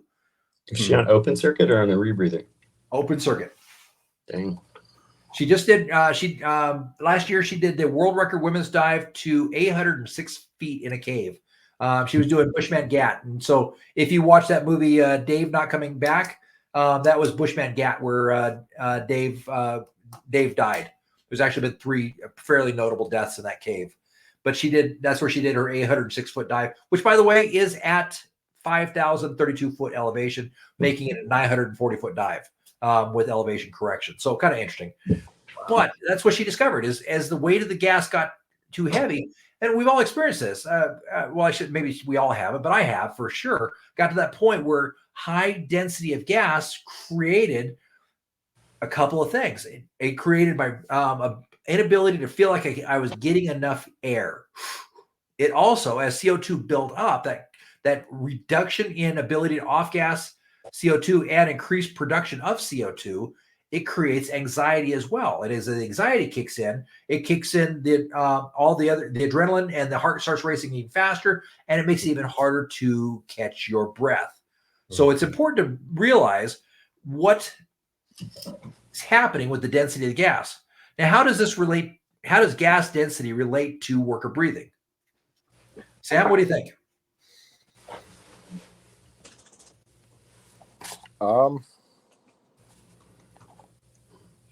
Not quite sure. So if we're breathing a thicker mix, is our heart and our lungs going to be really set up for that? Well, if it's a lighter mix, then yes, I would believe so. But if it's a heavier mix, if we're breathing. Anybody remember that movie, The Abyss, where they were the guy was breathing liquid air? Oh, yeah. Yeah, he's like having a real hard time with it. Well, it's because the heavier it gets, the harder it is for our lungs to be able to process and move this.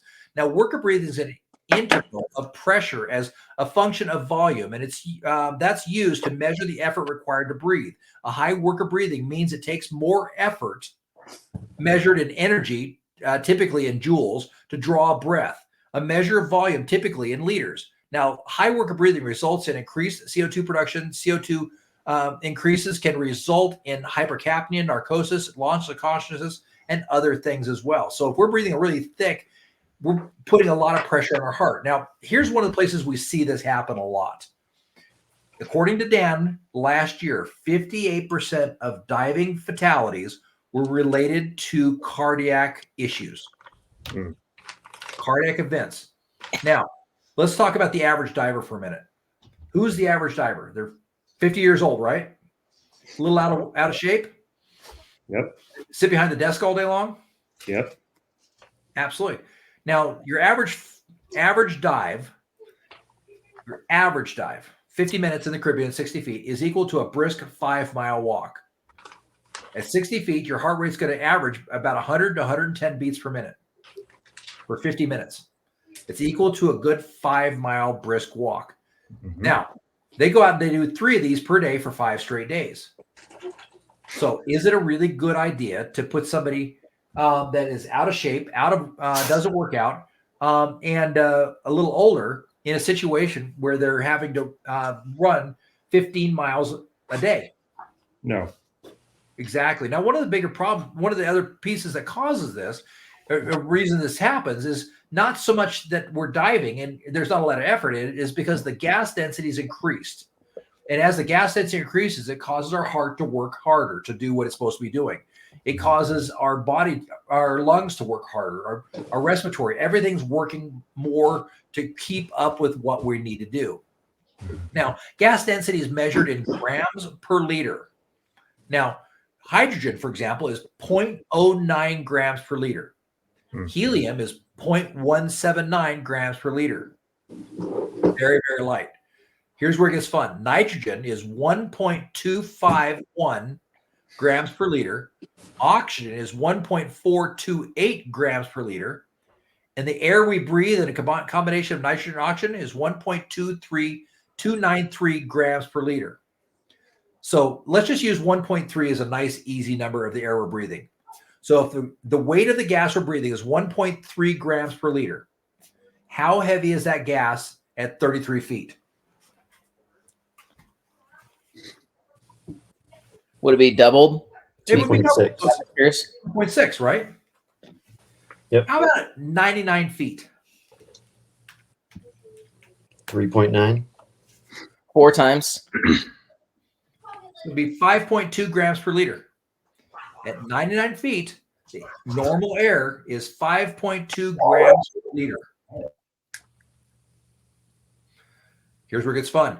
What about 133 feet? We're doing a 130-foot dive. That's 5 atmospheres. How heavy is that gas? 6.5. 6.5 grams per liter. Now, here's what we need to be aware of. That 5.2 grams per liter is the maximum gas density that we should be breathing, with an ultimate maximum gas density of 6.2 grams per liter. You said, how was the maximum? 5.2 is the maximum we should be breathing. 5.2. By the way, you're not sharing slides if you intend to be. I'm not. Okay. So 5.2 is the Is max. that why diving nitrox at a higher percentage is smarter when you're doing tech dives? Because you're diving a lighter weight of air? Are we? Oxygen is 1.428 grams per liter. Nitrogen is 1.25 grams per liter. No. Oh, Oxygen is heavier. I thought it was the other way around. Sorry. The more oxygen we add to our mix, the heavier the gas is going to be. Let me go ahead and share this over. So here's our overall.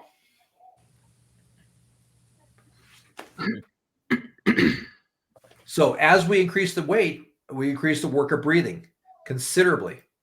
Now, work of breathing for both open circuit rebreather and rebreather divers, Anthony Mitchell found that the gas density near the 6 liter mark significantly increases the risk of dangerous CO2 retention during dives, resulting in their test subjects failing more than half of their attempted dives and experiencing issues at more than 3 times the rate of divers using a gas even 1 gram per liter less dense. Their takeaway from this research, this is what the University of Auckland, by the way, that was that the maximum gas density is 5.2, equivalent to air at 102 feet seawater, and a hard maximum of 6.2 grams per liter, which is air at 128 feet.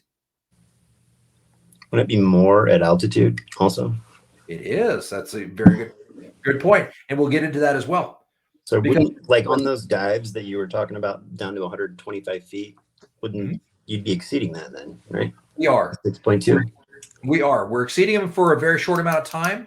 But it is definitely a great concern. This is where we get into the idea that moving to trimix, if we want to go deeper, is a good way to go. Now, interestingly enough, for example, GUI, it's an agency I really like. They start trimix at 100 feet for this exact reason.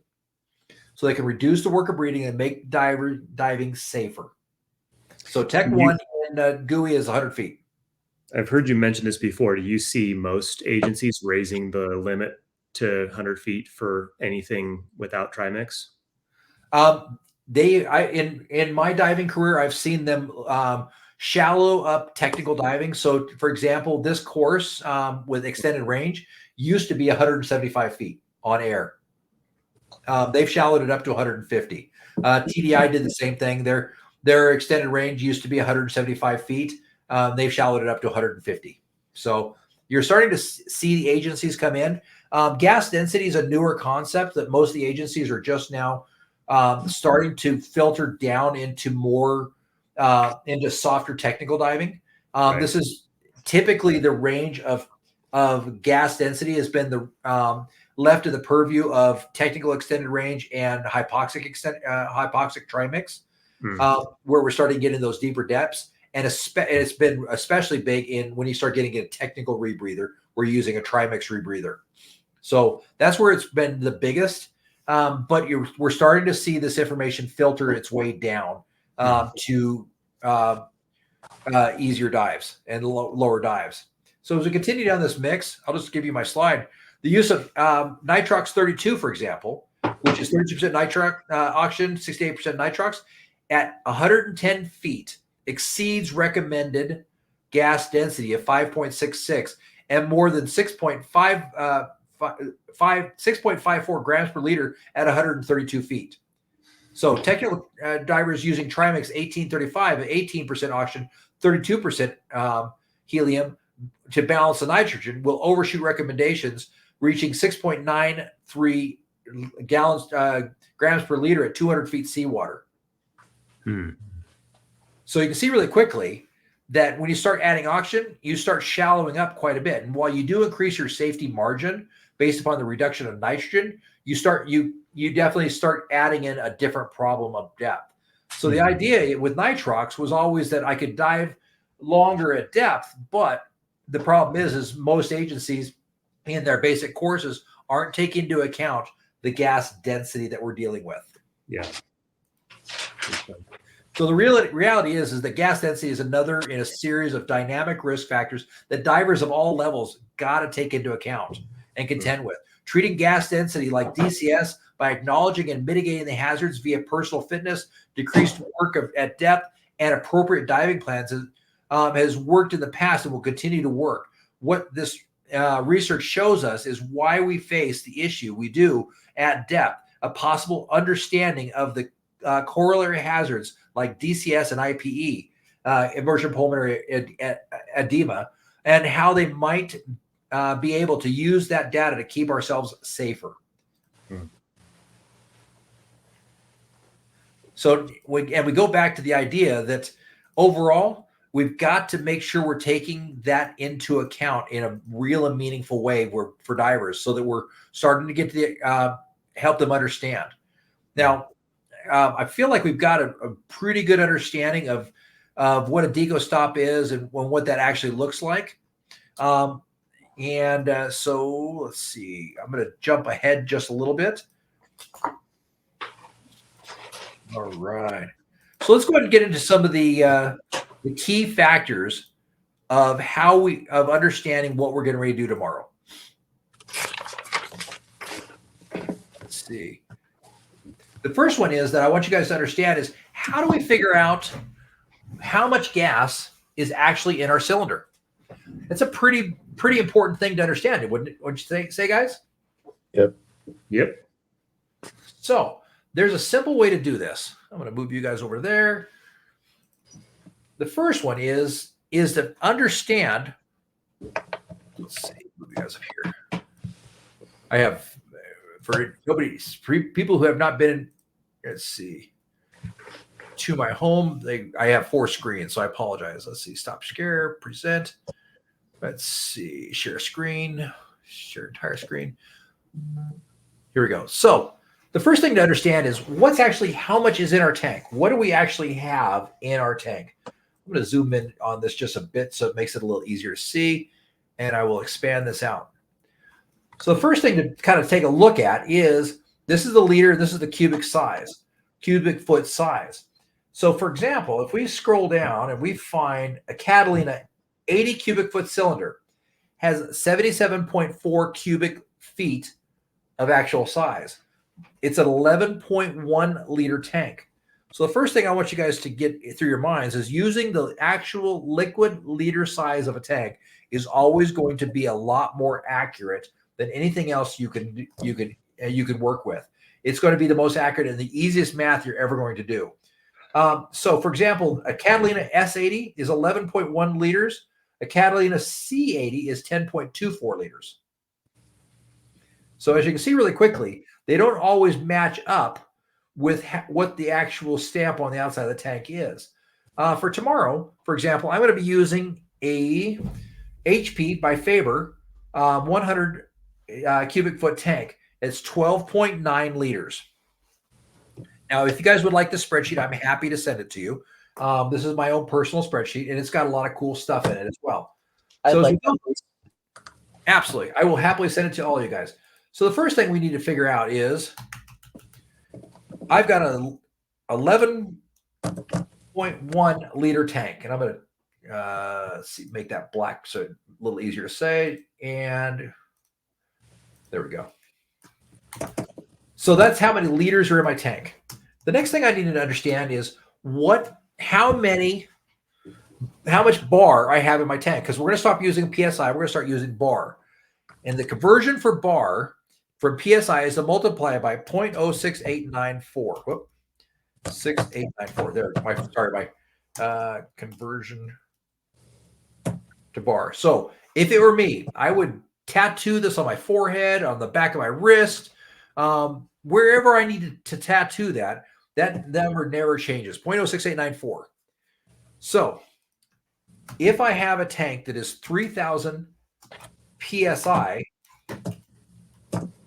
all I need to do is multiply 3,000 times 0.06894 gives me how many bar, guys? 206. Yep. And we're going to round down just for safety. So 206 bar of gas.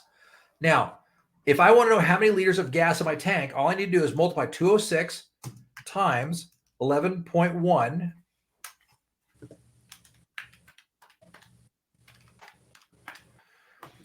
equals 2,286 liters of gas. That's what's actually in my tank. Make sense? Yep. Pretty easy math so far? Okay. Now, how does this affect things? Well, the first thing I need to understand is what my sack rate is. And we should all have a pretty good understanding where a sack rate is. But we can do this a couple of different ways. The first way, my personal favorite way, and David, what's my favorite TV show? Oh, we lost David. Big Bang Theory is my favorite TV show. So here's what we do.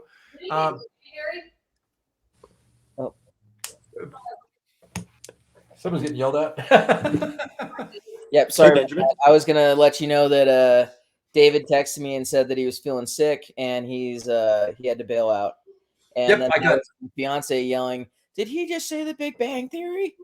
I did say the Big Bang Theory. Big Bang is my personal favorite way to measure my sack rate. Here's how you do it. It's very easy. So the first thing we do is we get a tank, a mask, and a regulator. Once we've got our tank and our regulator and our mask, we sit down in front of the TV and we put our mask on. We get our regulator set up on our tank, ready to go. We turn Big Bang Theory on. And we mark down the beginning amount of gas. So let's just say our beginning amount of gas was 200 bar. We've already done the math. and we watch Big Bang for 22 minutes. At the end of Big Bang, at 22 minutes, we have 150 bar of gas. Right? Follow me so far? Yep. So simple enough. We're going to take that 150 minus 200 bar gives us 50 bar of gas. We're going to divide that by 22 minutes. Means that we went through 2.2727 bar per minute. Right? 2.2727. I'm going to share my screen again here. Let's see. Sometimes I love my Mac, sometimes not so much. All right, share screen. Let's see. Let me share my screen and we'll do the math together. Present, share screen, share entire window. There we go. Screen 3. All right, so there we go. So we know that after 200 bar start, 150 bar end, 22 minutes that we used 2.27 bar, 27 bar per minute, bar per minute.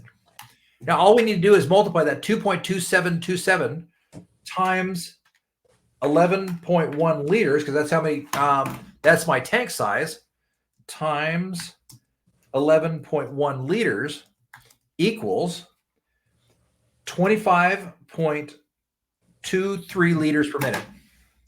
Liters per minute. That is my sac rate, 25.23 liters per minute. I can tell you that's a high sac rate, by the way. It's a very high sac rate. Hey, Benjamin, one of the yes, things sir. that confuses me on this is it's 11.1 liters, right? And then we're Yes. talking about liters per minute. It always sounds weird to say 23 liters a minute when you only have 11 liters in your tank. Now, remember, it's compressed. So, for example, if we had an 80 cubic foot cylinder, right? Mhm. It's a pretty small cylinder that was, we're looking at it, but it holds enough gas to basically fill the size of a phone booth. So we're compressing it down. The gas in the cylinder, an 11.1 liter cylinder, is compressed considerably.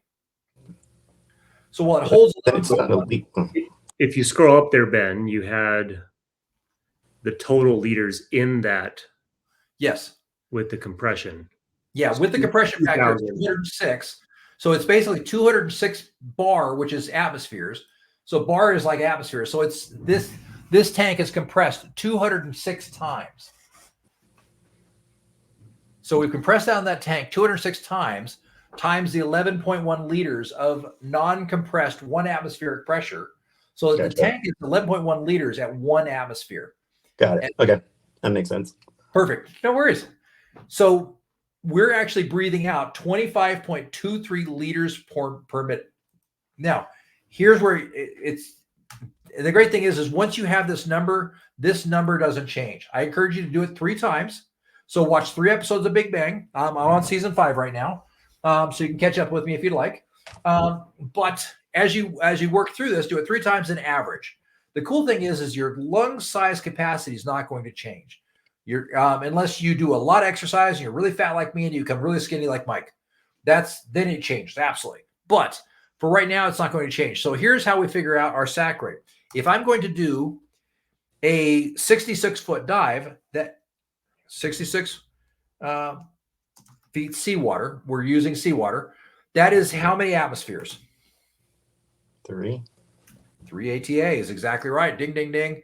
So all I need to do is, number 1 is take 3 atmospheres times my 25.23 liters per minute. Mm-hmm.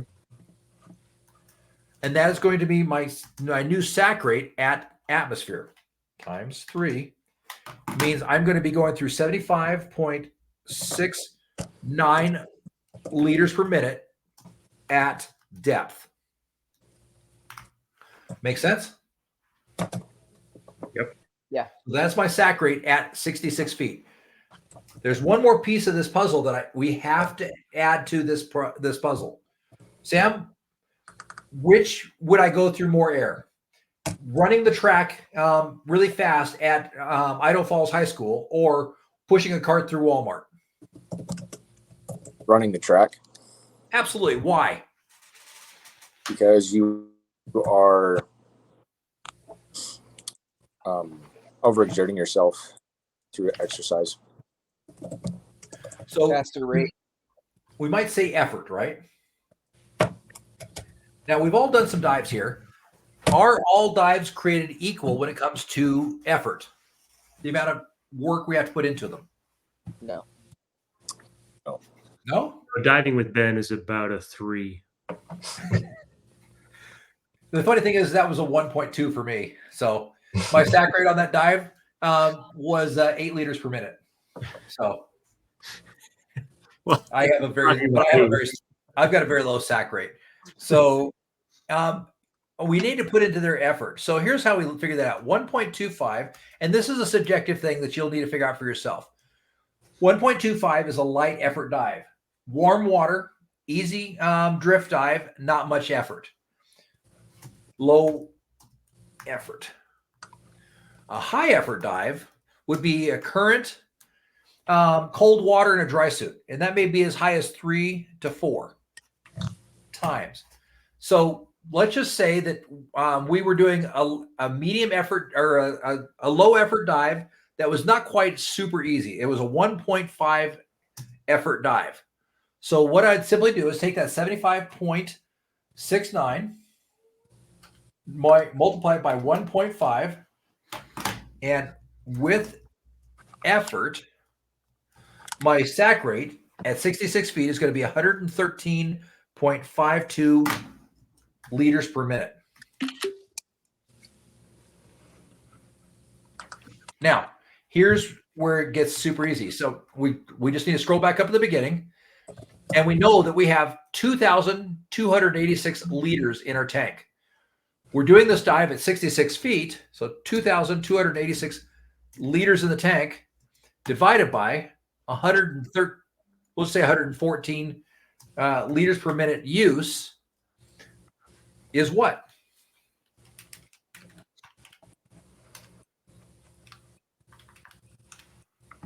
How long will I be able to stay down? 20 minutes. 20 minutes if I use every bit of gas in the tank. That's how I figured this out. Now, gas planning, when it comes to what we're doing with diving, is huge. We have to be able to plan the amount of gas, especially considering the idea that we can no longer just, like being in the plane, we can no longer just pop on the surface and say, oh, hey, there's plenty of gas up there. I can just go get some of that. If I'm flying along between in the middle of nowhere over Nevada, I can't just whip over to the local gas station, take a pee, and grab a Slurpee, right? I've got a plan for that. So once you're into technical diving and you're on a deco stop, I can no longer just, oh, I'm low on gas, let's pop to the surface. So we add a new concept into diving called rule of thirds. Now you guys are used to the idea that I get down to around 1,000 PSI, and you guys know my symbol. When you get down to 1,000, let me know. We'll deal with it. We're within the NDL. That no longer works for technical diving. We are going to start working with the rule of thirds: 1/3 out, 1/3 back, 1/3 reserve. So if I've got 3,000 PSI in my tank, that means 1,000 out, 1,000 back, and I'm going to surface with at least 1,000 PSI. Mm-hmm. That means I'm going to start under my deco stop at least at the 50% mark, and I'm going to plan that accordingly. Can I do this dive? So as we start to create dive planning, we start getting into the idea that I've got 20 minutes of total gas, but wait a minute, that's not correct. Because if I have a 2,286 liters of gas total, I don't actually have 2,230 liters of gas. What I actually have is 2,286 times 0.33. I have 754 liters out, 754 liters back or for my deco time, and 754 liters in reserve. Now, as we get into more critical situations, we start using rule of sixths, and we break it down even more. So we allow ourselves larger amounts of reserve gas, because as we go through this process, what happens if, so Mike, you and I are doing a deco dive. We got out and we've burned into the point where we have 45 minutes of decompression obligation. And you and I just started that point. We've got 45 minutes before we can come to the surface. And we're at 75 feet or 80 feet. We'll say 80 feet for round numbers. And I have a catastrophic gas failure. What do we do? Looks like we're sharing my thirds. Absolutely. So we want to make sure that we build a reserve and that's sufficient enough that allow both of us to return to the surface safely. Would you try to feather, or would you just go straight to your buddy? What if I had 100% gas failure? The neck ring on my tank, of both my tanks, blew. I've had a neck ring blow on a tank before. It's a lot of fun. Just so you know, if a neck ring blows in your tank, it takes about 30 seconds to 60 seconds to empty a 100 cubic foot tank. I have physically watched it. It is really loud. So if I had a catastrophic gas failure, you certainly want to go through the options. If I've got a regulator fail or a first stage that fails, I'm absolutely going to feather and use as much of that gas as I can. Absolutely.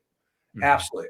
Go through the total steps, and I'm going to use the least invasive measures that are going to create safety for me first and go through all my options. That's the other thing I want to kind of get through you guys' head with this is you guys are no longer just basic divers. We're now moving to that point of we are resource divers. What can I do and what resources do I have available to me? For example, what happens if I have a catastrophic failure in my BC and it no longer provides lift? Sam, what do I do? You have a dry suit on? Yep. Well, if you have a dry suit on, then you could try to inflate that, or you could use a other lifting device such as a surface marker buoy. Absolutely.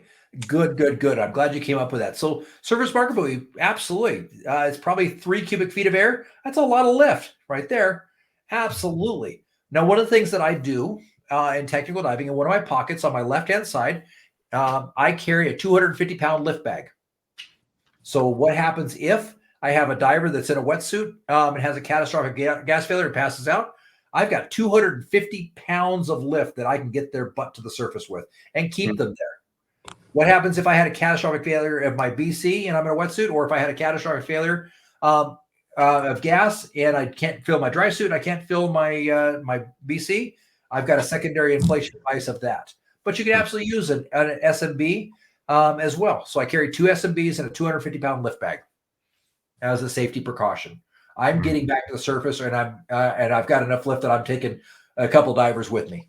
So we will be good to go. But yeah, think about that. I want you guys to think, what is my resources available? So Tom, I like your idea that could I feather, but what if? So we need to always plan for the worst possible contingent. I've got a friend that he says dive as if you're for those of us who rode motorcycles, we always play the what if game. What happens if that car pulls in front of me? What happens if I get a flat? What happens if?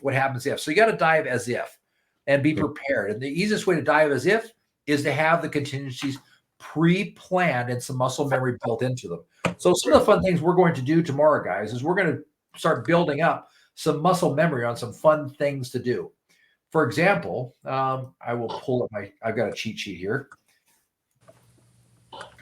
Let's see. Well, while you're looking that up, I was just curious, did you pay Dean for the trademark on that? Oh, I did not. I know Dean very well. And he's offered to send me stickers anytime I want them. So yeah, I like Dean a lot, and I'm having a disagreement with him right now. So, but it's okay. A lot of people have disagreements with Dean sometimes. Yeah, he's a good guy. I haven't talked to him in about 2 weeks, but good guy. Anyway, so for example, tomorrow we're going to go through and we're going to do a max depth of 100 feet on dive 1. We're going to work on team management, team communication, and dive plan, team navigation. We're going to do a simulated decompression and follow-up plan. I'm going to watch your buoyancy control and your hover. I need to see frog kick from you guys. I need to see a helicopter. We're going to do an S drill left to right. We're going to do a deco stage remove and replace. I need to see a lost mask or a broken mask, a gas switch for everybody to side mount. That's going to be nice and easy. I need to see a primary stage failure while hovering, a free flow valve feathering. I need to see a DSMB launch, and we're going to do a fun drill that I will tell you about later. So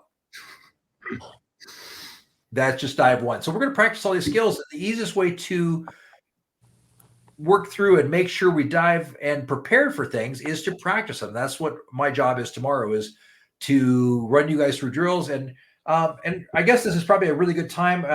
I think Mike has heard my spiel on this, but Dave is not around to make fun of me on this. But here's my spiel on tomorrow morning's dive. At this point in the game, Caleb, Mike, Tom, and Sam, y'all are big kid divers. Now, Sam won't be joining us. This is a little bit bigger kid class than I'm ready for Sam to join too, but you're close. But Sam, when you and I are doing our dives, it's the same spiel. So you get to hear it twice. All right. You all are big kid divers. You all put on big kid scuba gear, and you guys are doing big kid things.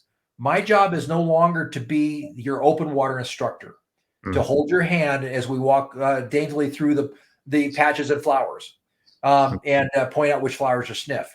Y'all are big kid divers, so your job is to figure out, I will give you a plan to figure out how to get out to where you're going and how to get back there and how to do it safely and follow a basic set of directions. That is your job. My job is to follow along. I will turn my flashlight off so you don't always know where I'll be, but I will know where you will be. And my job is to be the resident gremlin. My job is to create problems and grade you on these problems and help you learn through problem solving. That's my job. So I'm not sure who has more fun. I think it's me because I like being a gremlin with my light off and following and being a stealth ninja. But my job is to be the ninja and cause problems. So that's what we're going to be doing tomorrow, is going through and building those. But you guys will be doing dives as if you are by yourself without me. Your job is not to focus on me or deal with me. Your job is to deal with each other. So Tom, you and Mike are going to be dive buddies, by the way. And your job is to work together as a team. And I always love if you've watched The Guardian, where they kicks the muscle guy out of the pool, he says, I didn't realize we were working as a team. And Kevin Karshner looks at him and says, there's never a time we're not working as a team. Great movie. Great movie. In fact, it was interesting. I was talking to Michael Menendo, and one of the things he pointed out was that the number one cause of deaths in technical rebreather diving is solo diving. Now, let's be really clear on this. They're not diving by themselves, but they're diving with a concept of same ocean, same dive. Right. Now, in technical diving, we are team divers. We work together. It's our job to make sure we're checking our buddy to make sure that they're safe, and that they're checking us to make sure we're safe as well. So we have double redundancy on whatever we're doing. That while we're diving, that we are a resource for them and close enough that we can be that resource. Now, while we don't have to be right on top of each other and kicking each other, we do need to be close enough that if there's an issue, that I can get to you quickly and assist in that issue. That is your job. We are team divers. I cannot stress that enough. Team diving is huge. So as we go through this, my job is to create these scenarios and help you build some muscle memory so that you know what the situation feels like, so that if it does ever happen, you're prepared for it. Now, on that same idea, I want you guys to drill this into your heads. All these skills are perishable. And it's intensely important that you realize that if you do not practice these skills, you will not be good at these skills. So here's how it works for me. Before I start my dive, the morning of, the day before, I've got a good plan on that dive. I know what it's going to look like. And I think, what happens if this happens? What do I do with this? When I get on the boat with my wife, I check her gear and I get the idea. What happens if this happens? I know where all her gear is at. I'm very familiar with her gear. I'm prepared. If she has a gas failure, I know what I'm going to do. If this happens, if she has a catastrophic failure of a flotation device, I know what I'm going to do. If there's an issue with this, I know what I'm going to do. If there's an issue, she's caught on something and she's trapped, we're going to both launch our SMBs. We're going to launch 2 SMBs instead of just 1. So we know what the things are. We go through these things in our head on a regular basis to prepare what happens if this. So I want you guys to realize and prepare and work as a team. There's never a time you guys are not working as a team. Okay. And again, my job is a lot of fun. I get to be the resident gremlin. So it's a tremendous amount of fun for me. I don't know how much fun you guys will have because at some points I'll get a little heavy. My goal is to task load you a bit. It will be anything you shouldn't be able to handle. Easy enough? Yeah. Yeah. So I think one of the things I was struggling with last time is I hadn't done a lot of the drills in the past, like the S drills. And I've heard, like, with other instructors and stuff, seen them done different ways. Is there a preferred way that you have us doing? Are we donating the full long hose in that? Absolutely. You guys want to go through the drills? Let's go through the drills. We can do, we've got about another 30 minutes. So first thing is an S drill. An S drill is an idea of building understanding of where are my valves working and how does this work? Inside mount, it always works the same way. Number 1, I'm going to reach down and I'm going to find my right side regulator and I'm going to test it. It should be right on my clip to my right shoulder and I'm going to give it a quick purge. Does it work? That way, when I run out of gas, I have a second that I know is on and it's ready to go. So S drill. Go.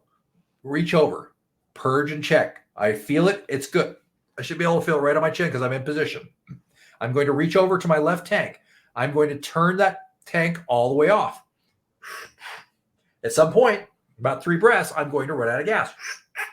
Gas is gone. I'm going to take that regulator and I'm going to set it down to my side. I'm going to reach over to my other one. I know it works. I'm going to put it in, clear my preferred method, and then I'm going to immediately turn my left tank back on. I'm going to reach down as soon as that left tank is back on, and I'm going to give that a quick purge to ensure my regulator has come back on. It's good. I'm going to switch. I'm going to go over to my right side. I'm going to turn my tank all the way off. I'm going to take, since it's my long hose, I'll get about 3 to 4 breaths. Once it's gone, I'm going to take that regulator. I'm going to set it back over. I'm going to take my primary regulator and I'm going to breathe on. As soon as that regulator is in my mouth, I'm going to turn my tank back on. I'm going to reach over to my regulator and I'm going to give a quick purge to make sure it is back on. I'm going to give the okay. S drill is okay. Easy enough. So I think one of the things I was confused on is I've seen, especially in teams where you're completely deploying your long hose. That's not a part of this one, right? That's not an S drill. That's a presentation for air sharing. Okay. So remember, S drill, reach over, check, make sure that your regulator that you're going to is on. Now, one of the things that happens, and this is pretty common, I've done this myself, is I will check my right tank, I'll turn it on, and then I'll turn it back off and leave it, and then I'll put it back on. I won't deploy my long hose. I'll start my dive, and then at some point, 2, 3, 4 minutes into my dive, I'll unclip that. I'll go ahead and route it and get it ready, and then I'll go ahead and turn my tank on. So my right tank isn't always on at the beginning of a dive. It's not super common for me to do that, but I've done it enough times that I realize that it wasn't on, right? I've just been careful. Or there's been times where I've turned a tank completely off because I knew it was leaking slightly, and I've got to just breathe off the other tank until it was time, and then reach over and turn my tank on. But this gets you familiar with your valves. Make sure all valves are working, all regulators are working, and they're breathable. That's what we're looking for is in an S drill. We usually do it at the beginning of shallow water. Air sharing. I'm out of air. Share is simple enough. I'm going to take my hand. I'm going to reach it along the side of my face, and I'll be able to tell which regulator I'm on that. So if I'm on my short regulator, I'm going to continue down. I'm going to find my long hose. I'm going to unclip it, and I'm going to bring it around, and I'm going to present it directly out in front of me, straight to my diver, and I'm going to present with my hand on the first stage. I'll just grab one.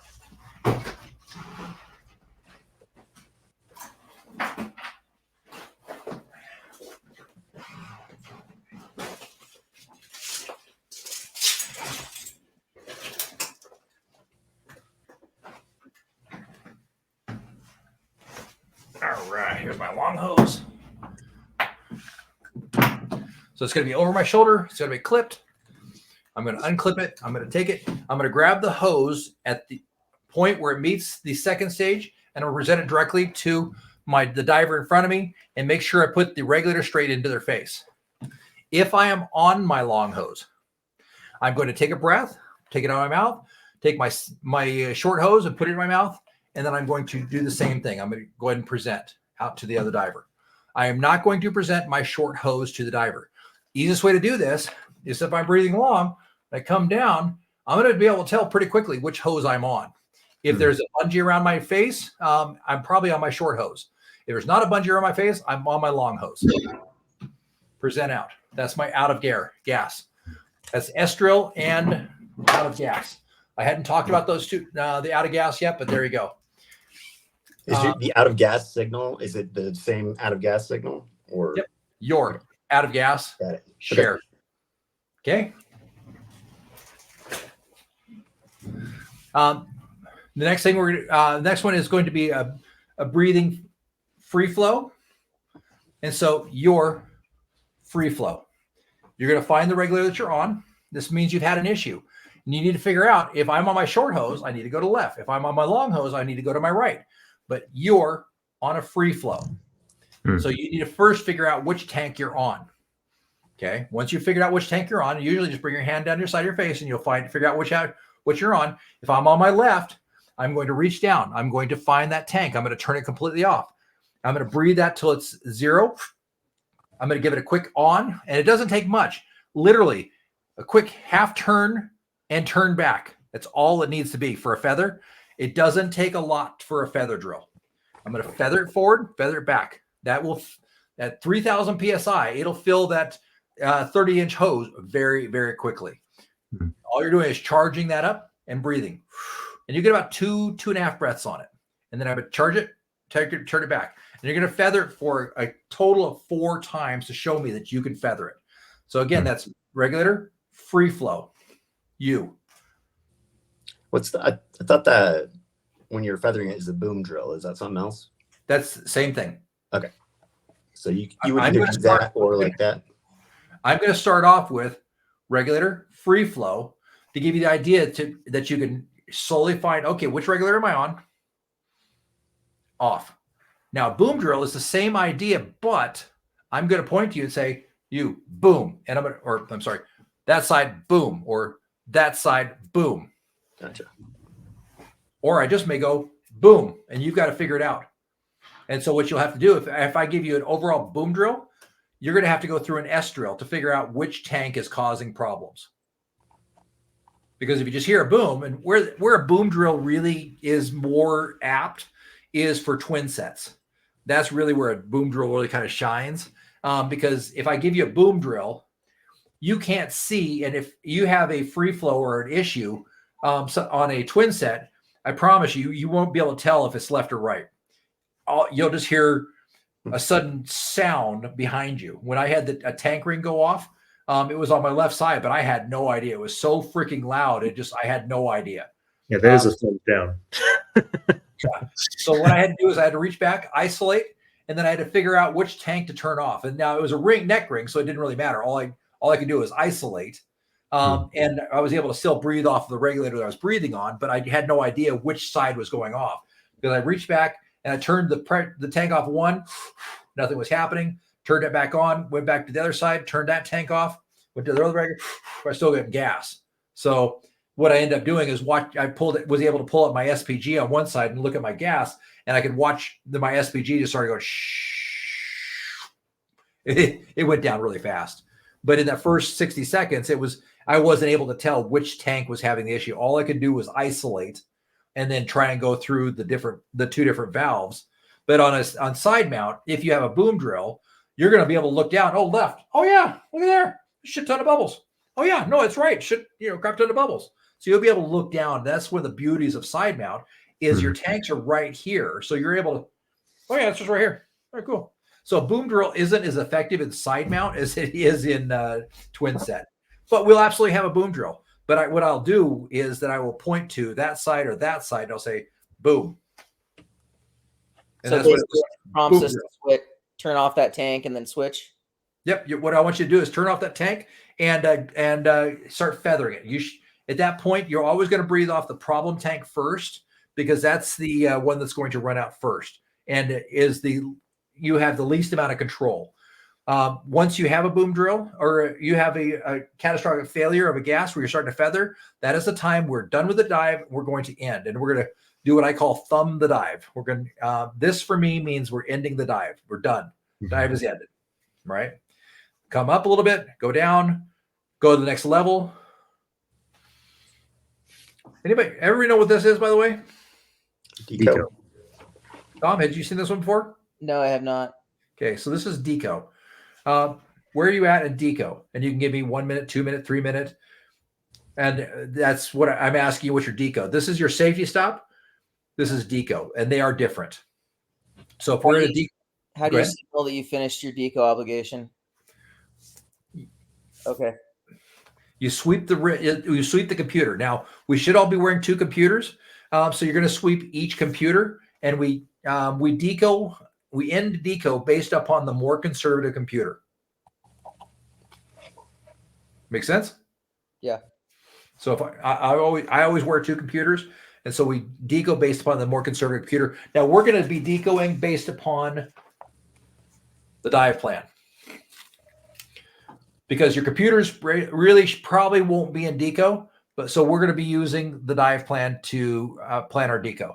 By the way, this is dives 1 and 2 for tomorrow. And you haven't given us yet, right? We'll do that tomorrow.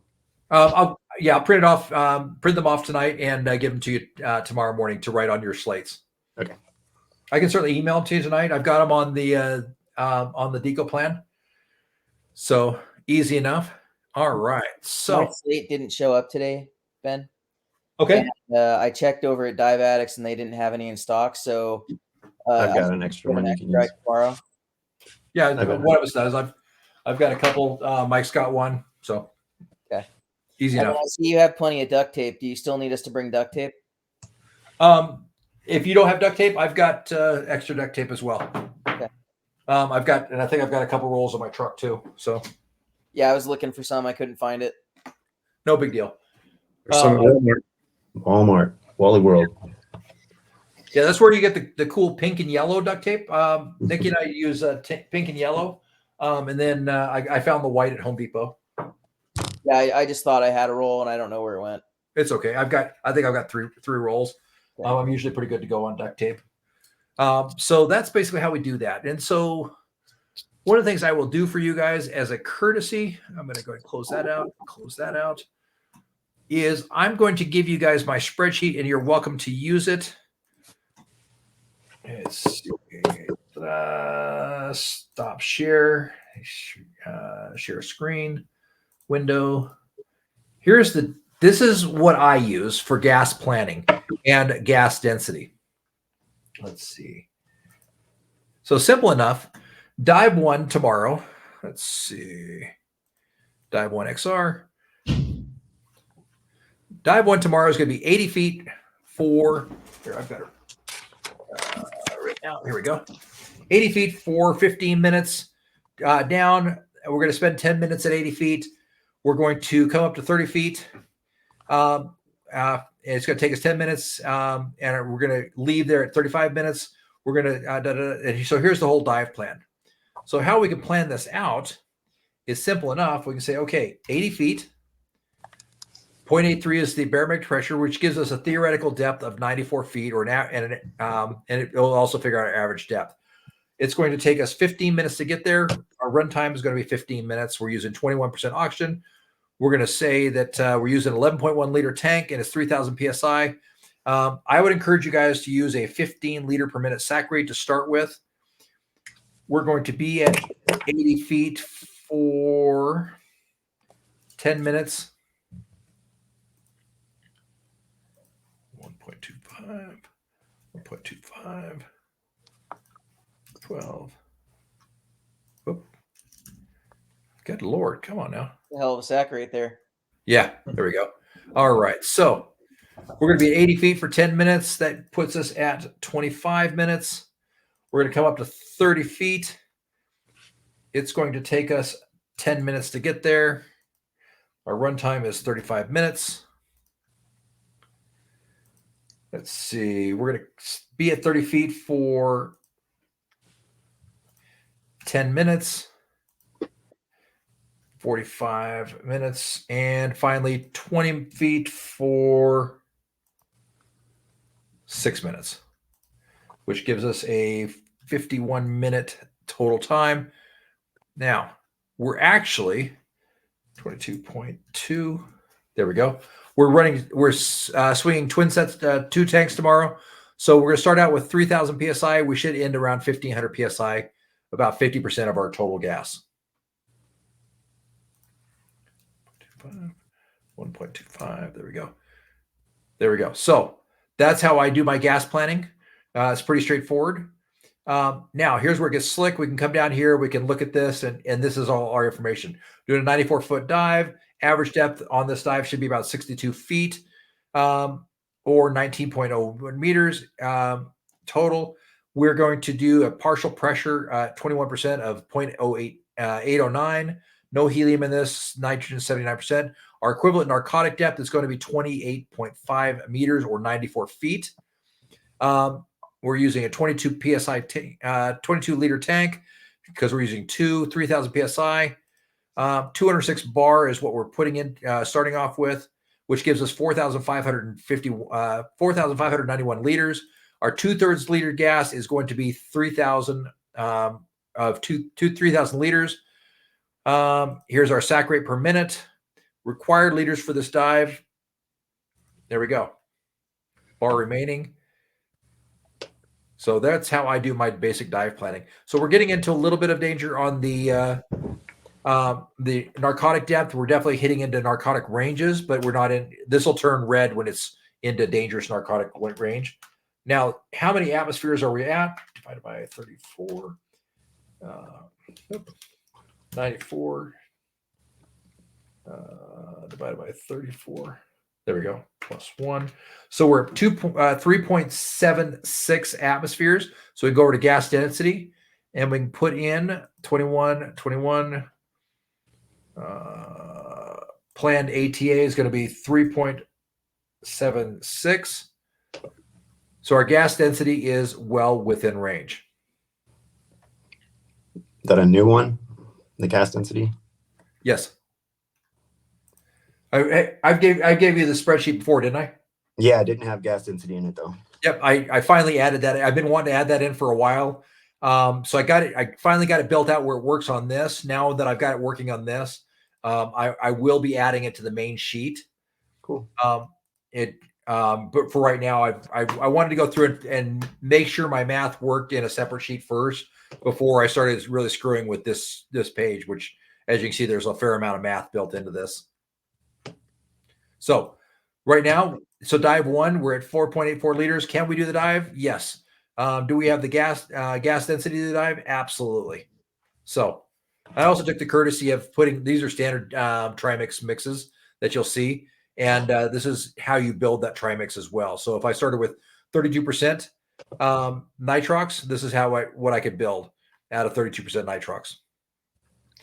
This is what I could build out of 30% nitrox. So these are pretty standard blends. But anyway, that's how I do my basic dive planning. And then finally, how we do our final dive planning for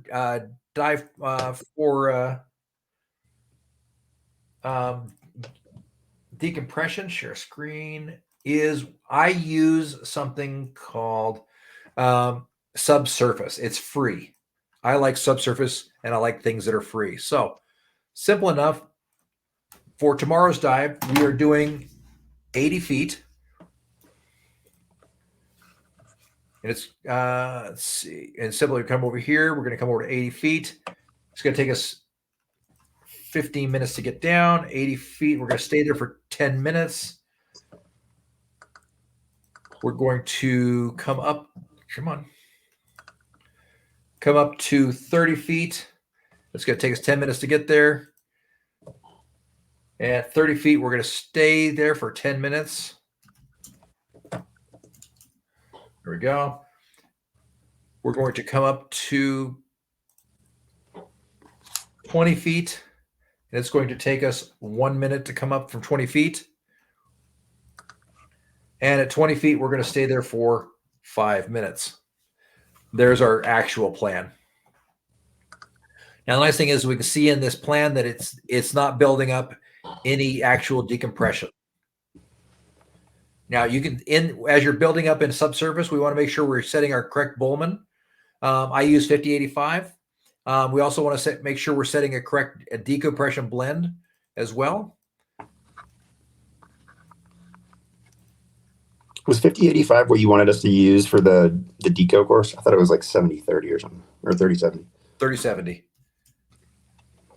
So if you guys would set your computers tomorrow to 30-70, and we're going to use 30-70 as our actual decompression. But I just want to let you know that, and I apologize, I'm starting to get a little on the tired side. But for tomorrow, we're going to be using 30-70. I use 50-85 in real practice. But this is an actual deco plan. So as you got to go through this, you can say, wait a minute, I want to do a 125-foot dive.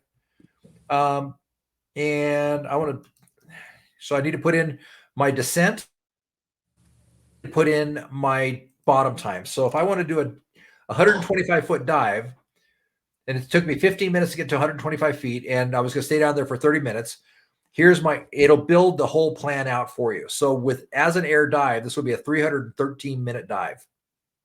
Pretty long dive, right? What we can do is we can actually add other gases. So for example, our primary gas was 21% zero helium, but what happens if we put in a 50% blend? We took that from 313 minutes to 113 minutes. Now, what happens if we add a second deco blend? Let's add a 90% in there. Took it from 113 minutes to 89 minutes. That's assuming you're going to a safe depth to use that, right? Sure, absolutely. And we could 125 feet on air is certainly at the very limit of where we should be for gas density. And that's a very good point to bring up, Mike. But I just meant the O2 at 90%. That wouldn't, the mod. Oh, it'll automatically figure out based upon the partial pressure. So I set the partial pressure for my deco to 1.6 and my bottom partial pressure to 1.3. So we can use up to 1.4 partial pressure for a dive for our working load of oxygen toxicity. We can use up to 1.6 partial pressure for decompression.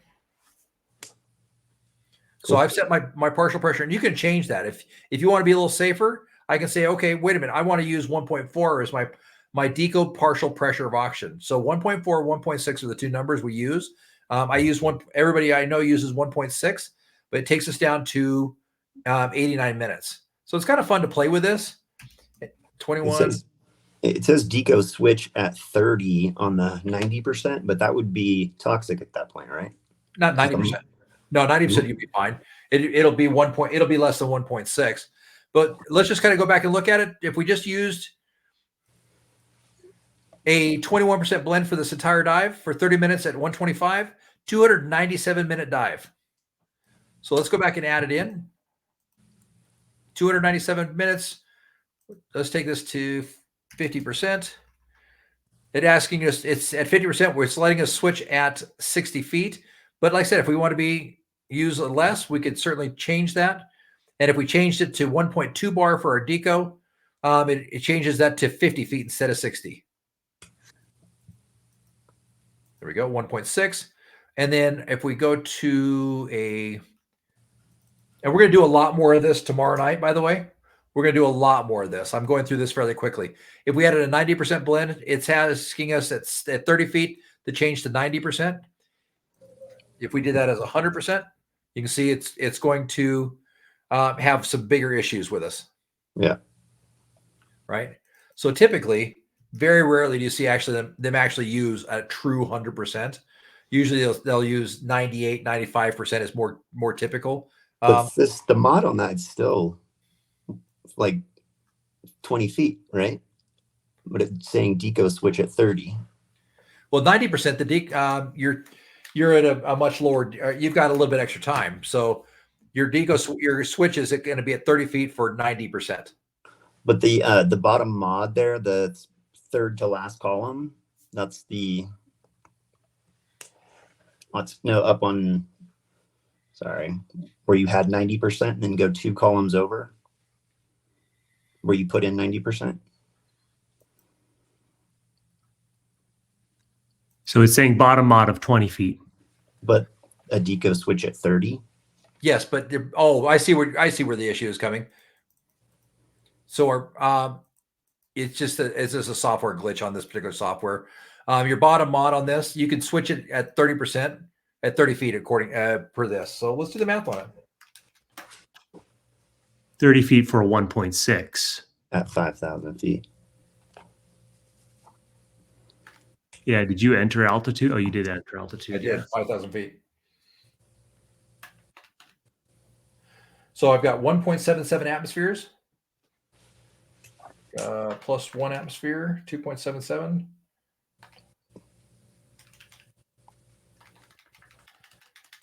I'm having brain aneurysms today.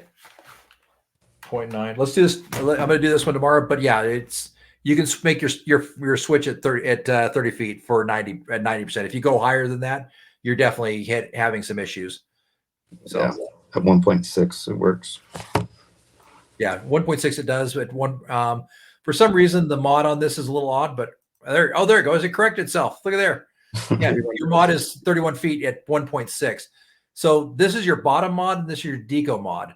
So if you set your bottom mod, there we go. There we go. So at 1.1, there we go. At 1.1, it's 13 feet. It just takes a minute to catch up sometimes. There we go. There we go. Now it's catching up. At 1.3, 90% is 20 feet. There we go. I see where we're at. But wouldn't you switch at 20 feet then? Because it's saying switch at 30 and you'd be too deep. Nope. That's your, remember, we're setting a bottom mod partial pressure and we're setting a deco partial pressure. So our bottom partial pressure, we don't want to be over 1.4 for our bottom partial pressure. That's our working load, our diving gas. Does that make sense? Yep. So for deco, we're not working, we're relaxing, we're just decoing out. We can go up to 1.6. So our bottom mod with a 90% blend is 20. If we were diving this on a continuous basis, not using it for deco bench, is 23 feet. Got it. That makes sense. Deco mod is 31 feet. Yep. Easy enough. But as you go through this, you can definitely play with it. And it's fun to kind of go through and figure out what happens if I did a 55% instead. I save a minute. Go from 89 minutes to 88 minutes. What if I did a 60%? I save 1 minute. So you can start going through and playing and getting a better idea of where things are at and what's the best and most optimal mix. So gives you a good idea what you can do. So let's look at tomorrow's dives and so you guys know what we're going to do. And like I said, tomorrow night, we're going to go through gas planning and dive planning in a real meaningful way. We're going to really dig into that and go through that in a big way. So tomorrow's dive 1. Hey, Ben, real quick. Yes, sir. You were talking about setting the computer to 3070. My computer wanted to know what the last stop is, 10 or 20, and I put 10. 20. Okay. I always do 20, and simple reason is I like to be below the boats.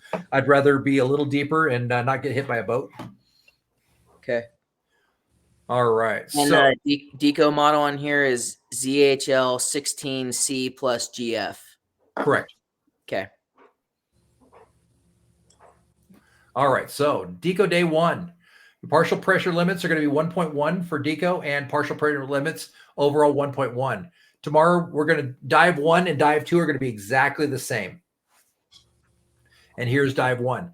So what you might notice is I've got 3 dive plans for dive 1. Anybody have an idea why I might have 3 dive plans? If you blow it. Exactly. So the way you guys always want to plan your dives is what we call the +5+5. So that's our third dive plan. And the +5 says is that if I'm +5 feet deeper and I stay 5 minutes longer than what I planned. So I always plan out my +5+5 first. So if I know I want to do an 80-foot dive and I want 10 minutes of bottom time, I'm going to plan out an 85-foot dive with 50 minutes of actual bottom time.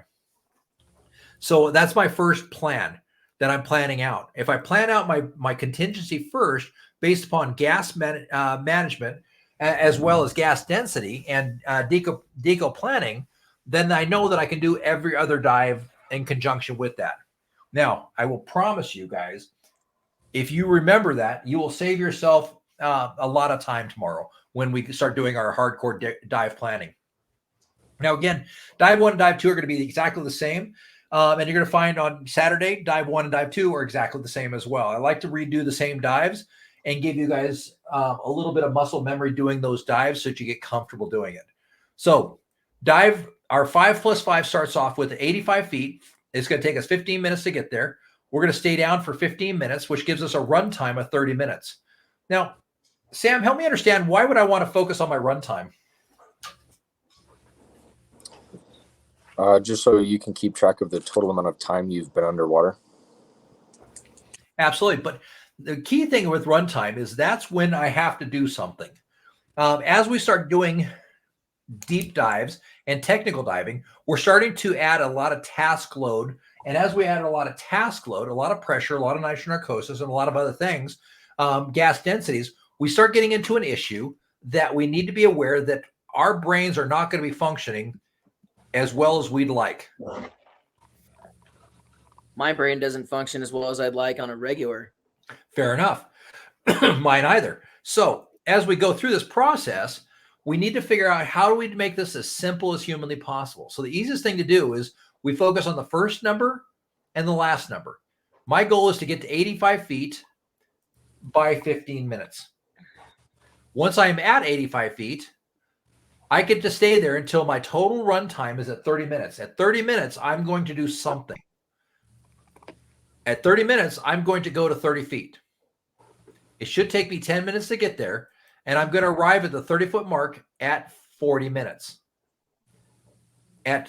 Once I'm at the 30-foot mark, I don't have to think about anything until the 50-minute run time clicks out. Once I get to 50 minutes, I've got to do something. At 50 minutes, I'm going to rise to 20 feet. At 51 minutes, I'm going to be there. At 56 minutes, I'm going to leave the 20-foot mark. So this is the number that I focus on right here, is the run time. At every time that my run time hits, I need to figure out what I'm going to do. And it's simply enough, I just move down one column. At 15 minutes, I need to be at 85 feet. Cool. At 30 minutes, something's going to happen. All I need to do is look over here. That means at 30 minutes, I need to start ascending to 30 feet. I should arrive there by 40 minutes. At the 40-minute mark, if I'm not at the 30-foot mark, then I've got bigger problems.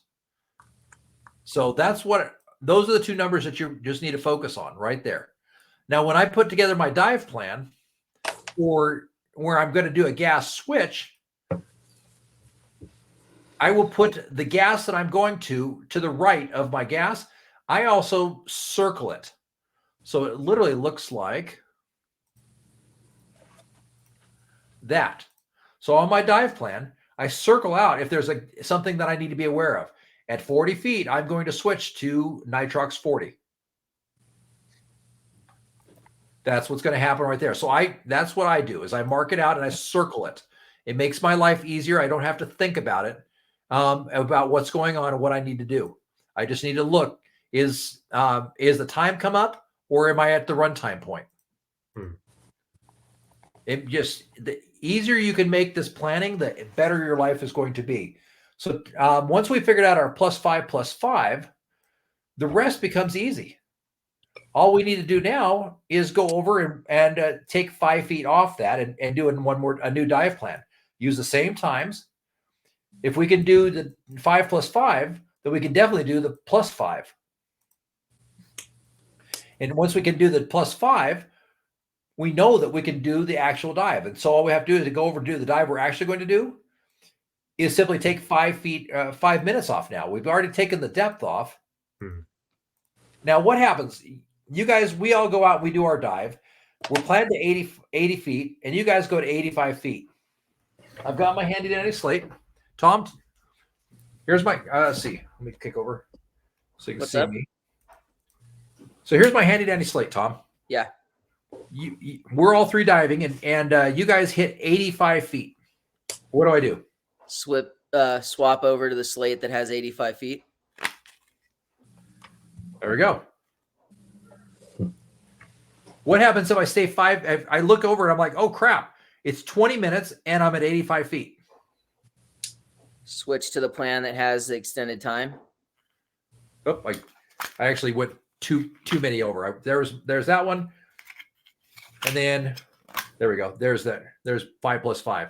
And you see, I also label it, right? So that I know. The less I have to think about things, the better off I'm going to be. This is dive 1 and 2. There's my plus 5. Mm-hmm. There's my 5 plus 5. Ready to go for tomorrow. So be aware. Keep an eye on that. Make sure that if you're planned to do one dive and we stay longer, go to your contingency plan. Easy enough? Yep. So if we're getting close to that time and we're still doing stuff, would we signal you to let you know, or are you going to make us go 5 minutes longer? That's for you guys to figure out. Can we move to a different level to do new skills? Because remember, the skills I'm going to have you guys do are mostly going to be emergency drills. Would you allow us to signal and let you know that we should ascend 5 feet, though? Absolutely. Okay. Absolutely. Remember, it's your dive. I'm just a gremlin. My job is to be your pain in the butt. Would be a problem for you. Make sense? Yep. All right, guys. If we could, let's all plan on being at Ryrie tomorrow morning at 8:30. So, Tom and Mike, if you guys just want to show up at my house around 7:30, because I need to stop by the dive shop and pick up tanks. So I've got to swing by the shop and grab some tanks. Mike, I'm going to grab a couple extra tanks for you too, because I think you only came with 2, didn't you? Just the 2, HP 100s. I have one, and my Deco tank. It's an aluminum 40 with 40%. Okay. I'm going to have to leave my house at 3:30 in the morning. Sorry. I can absolutely give you directions straight to Ryrie if you'd like. It's a Juniper campground, right? Yes, Juniper Campground. But I'll if you want to shoot you follow me there. out, meet at my house at 7:30, because I need to stop by the dive shop and pick up my tanks. And it's 9:00 now, and I'm not going tonight. Would you prefer I can meet you over there, or just meet you at Juniper? Whatever's easier for you, Mike. I'm just trying to make your life easy. 226 Meadow Creek Road. Yep. Now, once you get down that road and you turn into Ryrie, here's the difference, Mike. When you get to the guard shack, make a left. Okay. You cannot make a right. They've closed off the campground. So make a left and just follow it around. You can't help it. It makes a half loop, and you'll come right to the private campground or the boat launch. So no lugging 4 HP 100s down that little road. No, in fact, it's really nice. What we'll do is I back right to my truck right to the water with just enough space that I can get around without having to put my feet in the water. I pull my tanks out of the back of the truck and I put them on the dock and set there and then I put my fins, I put my mask. A lot of times I'll put a flashlight there. Sometimes I'll even leave my BC down there as well. And I'll leave all my crap on the dock, and then I'll drive back up to the top and get in my dry suit, and then just walk down the hill in just my dry suit. Awesome. So tomorrow you want us there at 8:30, you said? Yes, if you could. Okay. Ben, what time do you think we'll be doing the second dive? The goal will be in the water by 9:30. So 9:30 to 10:30. Dive 2 will be let's see, 10:30, 11:30, 12:30. Let's see. I've got to write this down. I apologize. I'm going to go ahead and conclude this, and we'll go and take that portion offline. So, guys, we went through a lot. We talked really about dive planning, dive software.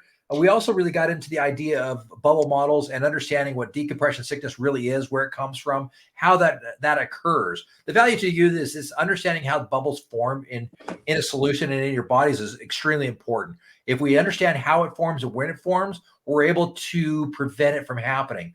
We talked a lot about Bowman. We talked about Haldane. We talked about Workman, and got the ideas of where these came from and the tissue compartments of 3D modeling of that.